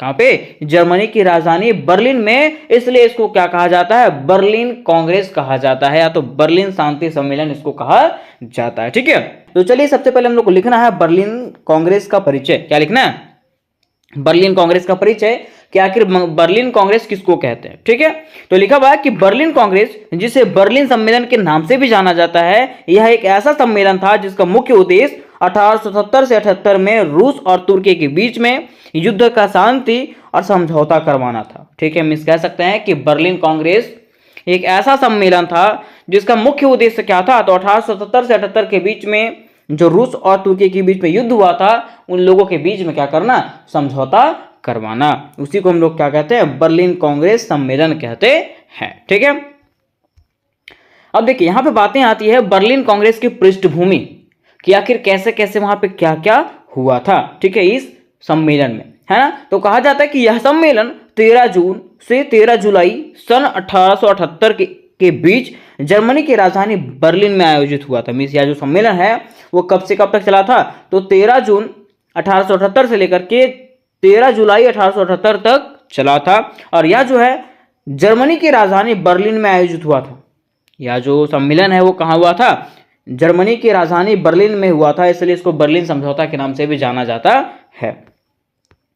कहा जाता है कि इस सम्मेलन के आयोजन का प्रमुख कारण था कि 1877-78 में रूस और तुर्की के बीच में युद्ध हुआ था। मीन्स इस सम्मेलन के आयोजन का सबसे प्रमुख कारण क्या था कि 1877-78 के बीच में क्या हुआ था, रूस और तुर्की के बीच में क्या हुआ था, युद्ध हुआ था, जिसमें रूस ने तुर्की के सभी क्षेत्रों में पराजित कर दिया। ठीक है, इसमें रूस ने क्या किया, तुर्की को हर एक क्षेत्र में जो है ना पराजित कर दिया, मीन्स तुर्की को जो हरा दिया। ठीक है, और तुर्की के क्षेत्र पर अपना अधिकार प्राप्त कर लिया। ठीक है, रूस ने क्या किया, तुर्की के प्रत्येक क्षेत्र पर अपना अधिकार प्राप्त कर लिया। ठीक है, मीन्स कब्जा कर लिया, किसने, रूस ने। अब क्या हुआ कि बर्लिन कांग्रेस सम्मेलन से 3 महीना पहले, जब बर्लिन कांग्रेस सम्मेलन हुआ था उसके 3 महीना पहले क्या हुआ था, 3 मार्च 1878 ईस्वी में सैन स्टीफनो की संधि हुई थी। किसके बीच में, तो रूस और तुर्की साम्राज्य के बीच में, जिसमें तुर्की जो है इस संधि से संतुष्ट नहीं हुआ, वो असहमत था, वो कहा कि मैं इस संधि से संतुष्ट नहीं हूं। जिसके बाद बिस्मार्क की अध्यक्षता में बर्लिन में एक सम्मेलन आयोजित हुआ, जिसे बर्लिन कांग्रेस सम्मेलन के नाम से जाना जाता है। जिसके 3 महीने के बाद क्या हुआ था, तो बिस्मार्क की अध्यक्षता में बर्लिन में क्या हुआ, एक सम्मेलन आयोजित हुआ था, जिसको हम लोग बर्लिन कांग्रेस सम्मेलन के नाम से जानते हैं। ठीक है, कहा जाता है कि इस सम्मेलन के परिणाम स्वरूप बर्लिन की संधि पर हस्ताक्षर हुआ और दोनों देशों की सीमाएं को तय किया गया। इस सम्मेलन के परिणाम क्या हुआ कि दोनों जो देश थे उन दोनों देशों का सीमाएं तय हुआ। ठीक है, कि कितना सीमा किसको मिलेगा और कितना क्षेत्र किसको मिलेगा। आगे कहा गया है कि बर्लिन कांग्रेस में भाग लेने वाली यूरोपीय शक्तियां कौन कौन थी, तो रूस था, ग्रेट ब्रिटेन था, फ्रांस था, ऑस्ट्रिया हंगरी था, इटली था, जर्मनी था, ऑटोमन साम्राज्य था, ग्रीस था, सर्बिया, रोमानिया और मोंटेनेग्रो। ठीक है, तो यहां तक हम लोगों ने जान लिया कि आखिर बर्लिन कांग्रेस सम्मेलन जो हुआ था वो क्यों हुआ था और कैसे कैसे हुआ था। ठीक है, और इसमें कितने कितने देश शामिल थे, वो चीज़ हम लोग सारी चीज़ों को समझ गए। अब बातें यहाँ पे आती है बर्लिन कांग्रेस की उपलब्धियां या तो प्रभाव।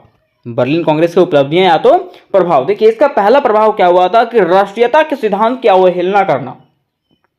यहाँ पे क्या हुआ था, राष्ट्रीयता के सिद्धांत की अवहेलना करना, क्योंकि ये जो सम्मेलन हुआ था उसमें कहा गया था कि कोई भी राष्ट्र का खंडन नहीं किया जाएगा, मीन्स तुर्की का खंडन नहीं किया जाएगा, लेकिन इस सम्मेलन के तहत तुर्की को जो है अलग अलग भागों में बांट दिया गया था। ठीक है, देखिए वही कहा गया कि बर्लिन कांग्रेस की संधि में महाशक्ति राष्ट्रों द्वारा यह कहा गया था कि तुर्की के राज्य की अखंडता को ध्यान में रखा जाएगा और इसी के अनुसार से यह नीति को बनाया जाएगा। लेकिन यह जो है सभी राष्ट्रों द्वारा तुर्की के प्रादेशिक अखंडता के नाम पर स्वयं तुर्की को लूटने में लग गया। लेकिन यहाँ पर जितने भी महाशक्ति थे उसने क्या किया, तुर्की को खुद से लूटने का प्रयास किया और तुर्की को जो है ना तोड़ने का प्रयास करने लगे। कौन, यहाँ के जो महाशक्ति राष्ट्र थे वो लोग। ठीक है, जो जो इस सम्मेलन में शामिल हुए थे वे लोग। ठीक है, देखिए इसका दूसरा प्रभाव पड़ा कि तुर्की का विघटन हो गया। इससे क्या हुआ, तुर्की जो है वो अलग अलग भागों में बट गया और तुर्की का क्या हो गया,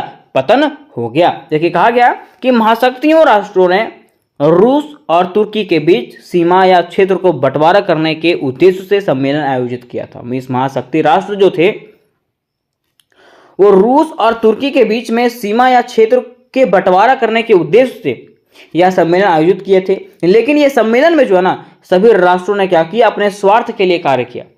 लेकिन ये जो सम्मेलन आया था, ये सम्मेलन जो बुलाया गया था, उसमें जितने भी राष्ट्र आए थे उसने क्या किया, अपने स्वार्थ हेतु, ठीक है, अपने लिए जो ना अपने लालच के लिए उन्होंने कार्य किया। जिसमें से तुर्की प्रदेशों को वापस में बंटवारा कर लिया। ठीक है, जिसमें क्या किया, तुर्की के प्रदेश जो थे उसको आपस में बंटवारा करवा दिया। और इसके तहत क्या हुआ कि रूस को जो है बेसराबिया, ऑस्ट्रिया को जो है बोस्निया तथा हर्जेगोविना मिला। ठीक है, और इंग्लैंड को जो है साइप्रस का क्षेत्र प्राप्त हुआ। ठीक है, किसके तहत, तुर्की को बांटने के बाद। ठीक है, अब देखिए इसका तीसरा प्रभाव क्या पड़ा, रूस पर भी इसका प्रभाव पड़ा था। रूस पर कैसे इसका प्रभाव पड़ा, तो कहा जाता है कि बर्लिन कांग्रेस सम्मेलन में रूस को पराजित होना पड़ा था। बर्लिन कांग्रेस सम्मेलन जो हुआ था उसमें से रूस जो है ना वो हार गया था, क्योंकि इसके पहले जब सैन फ्रांसिस्को का संधि हुआ था, सैन स्टेफनो का संधि हुआ था, उसमें से रूस को फायदा हुआ था।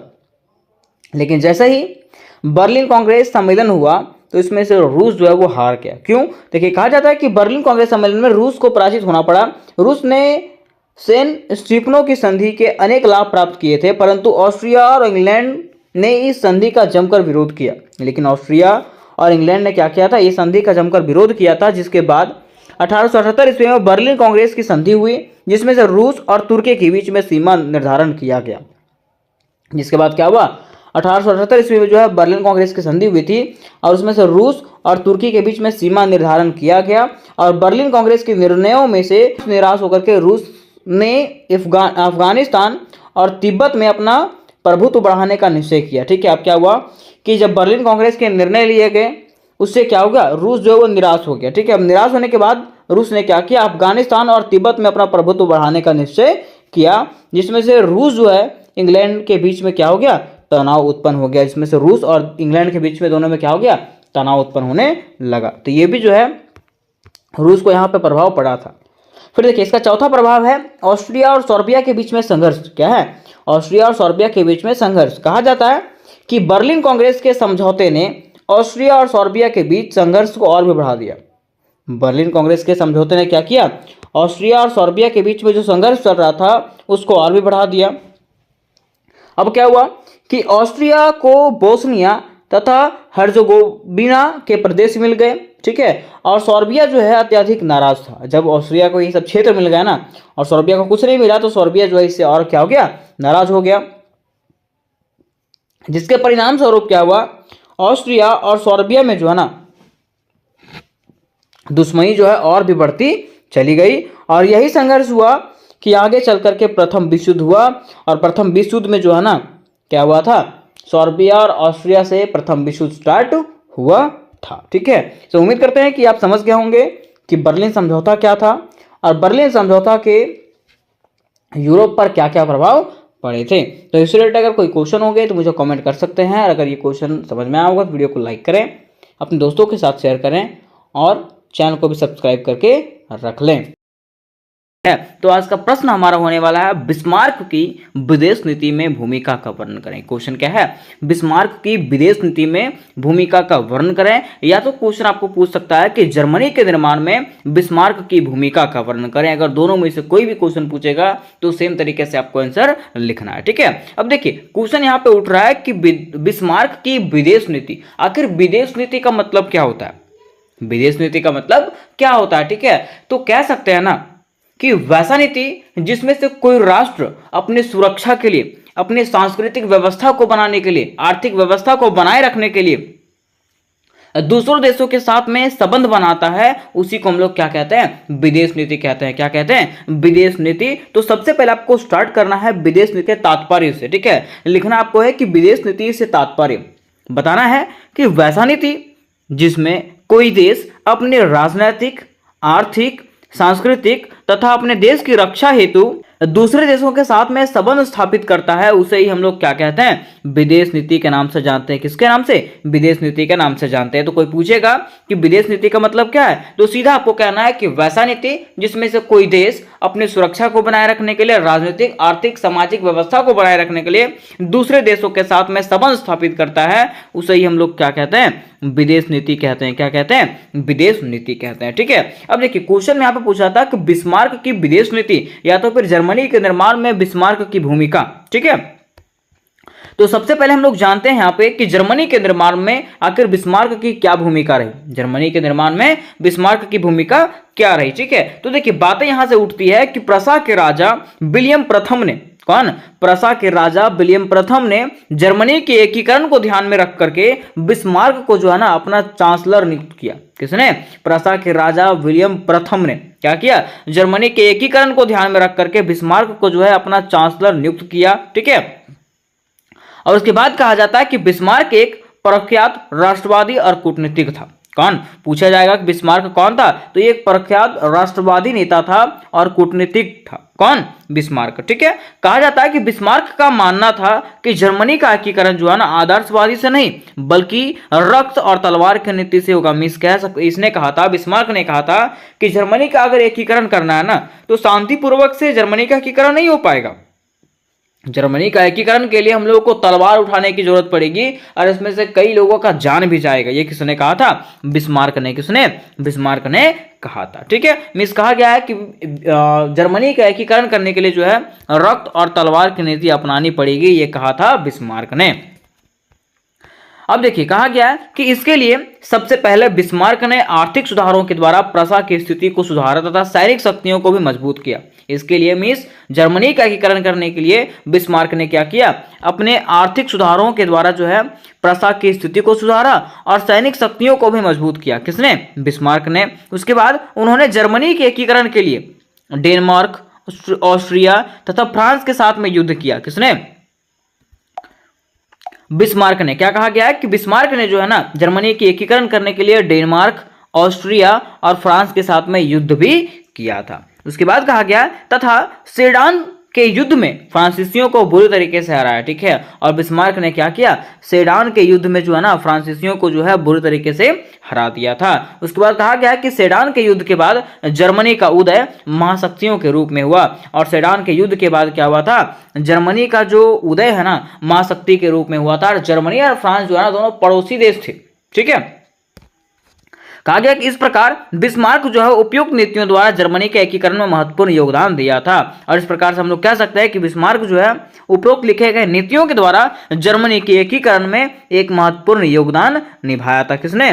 बिस्मार्क ने। ठीक है, अब देखिए यहां तक हम लोगों ने जान गया कि आखिर बिस्मार्क ने जर्मनी के एकीकरण करने के लिए क्या क्या भूमिका निभाई। अब बातें यहां पे आती है कि बिस्मार्क की विदेश नीति की पृष्ठभूमि, कि आखिर बिस्मार्क ने विदेश नीति जो अपनाया था, आखिर वो कौन सी विदेश नीति अपनाया था। ठीक है, किस किस देशों के साथ संबंध रखा था, और मान लीजिए अगर दूसरे देशों के साथ संबंध रखा तो उसका लक्ष्य क्या था। ठीक है, और किस बातों पर विचार किया गया।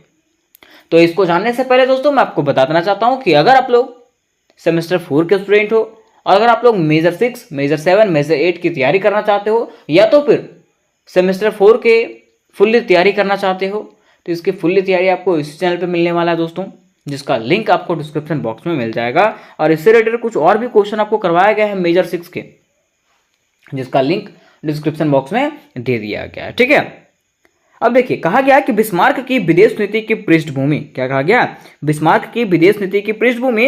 और यहां पे लिखा हुआ कि 1871 से 1890 तक बिस्मार्क की विदेश नीति निम्नलिखित विचारों पर आधारित थी। मीन्स 1871 से लेकर के 1890 तक के बिस्मार्क की जो विदेश नीति थी उसका निम्नलिखित विचारों पर आधारित था। ये तो क्या क्या विचार था? पहला कहा गया है कि जर्मनी का एकीकरण हो जाने के बाद बिस्मार्क यूरोप महाद्वीप में शांति चाहता था। मीन्स जब जर्मनी का एकीकरण हो गया तो जर्मनी के एकीकरण के बाद जो है ना बिस्मार्क जो है पूरे यूरोप महाद्वीप में क्या चाहता था? शांति। ठीक है, कि पूरा यूरोप महाद्वीप कैसा रहे? शांति रहे। ठीक है, अतः उसने सीमा विस्तार की नीति को छोड़ करके घोषणा किया कि जर्मनी एक संतुष्ट राष्ट्र है। उसके बाद जो है ना उसने क्या किया? अपने सीमा विस्तार की नीति को छोड़ दिया। मीन्स जो सीमा को विस्तार कर रहा था, जो बढ़ा रहा था, ठीक है, उसको वो छोड़ करके घोषणा किया कि जर्मनी क्या है? एक संतुष्ट राष्ट्र है और वो अब किसी से लड़ाई झगड़ा करेगा नहीं। ये किसने घोषणा किया? तो बिस्मार्क ने। किसने? बिस्मार्क ने। फिर देखिए दूसरा में कहा गया कि बिस्मार्क महाद्वीपीय दृष्टिकोण का समर्थक था। कौन? बिस्मार्क जो है महाद्वीपीय दृष्टिकोण का समर्थक था। वह जो है ना जर्मनी को साम्राज्यवादी नीति से दूर रखना चाहता था। वह इंग्लैंड, ऑस्ट्रिया, रूस और इटली इन प्रमुख राज्यों से घनिष्ठ संबंध रखना चाहता था। मीन्स जर्मनी जो है इंग्लैंड, ऑस्ट्रिया, रूस और इटली के साथ जो है ना क्या रखना चाहता था? मित्रता का संबंध रखना चाहता था, ताकि यूरोप में जो है शांति स्थापित हो सके। ये कौन चाहता था? जर्मनी चाहता था। और जर्मनी में कौन चाह रहा था? तो बिस्मार्क चाह रहा था। कौन? बिस्मार्क। ठीक है, अब देखिए तीसरा में कहा गया है कि बिस्मार्क को सबसे बड़ा खतरा फ्रांस से था। बिस्मार्क जो है उसको सबसे बड़ा खतरा किससे था? फ्रांस से। ठीक है, क्योंकि फ्रांस को वो युद्ध में हराया था, है ना।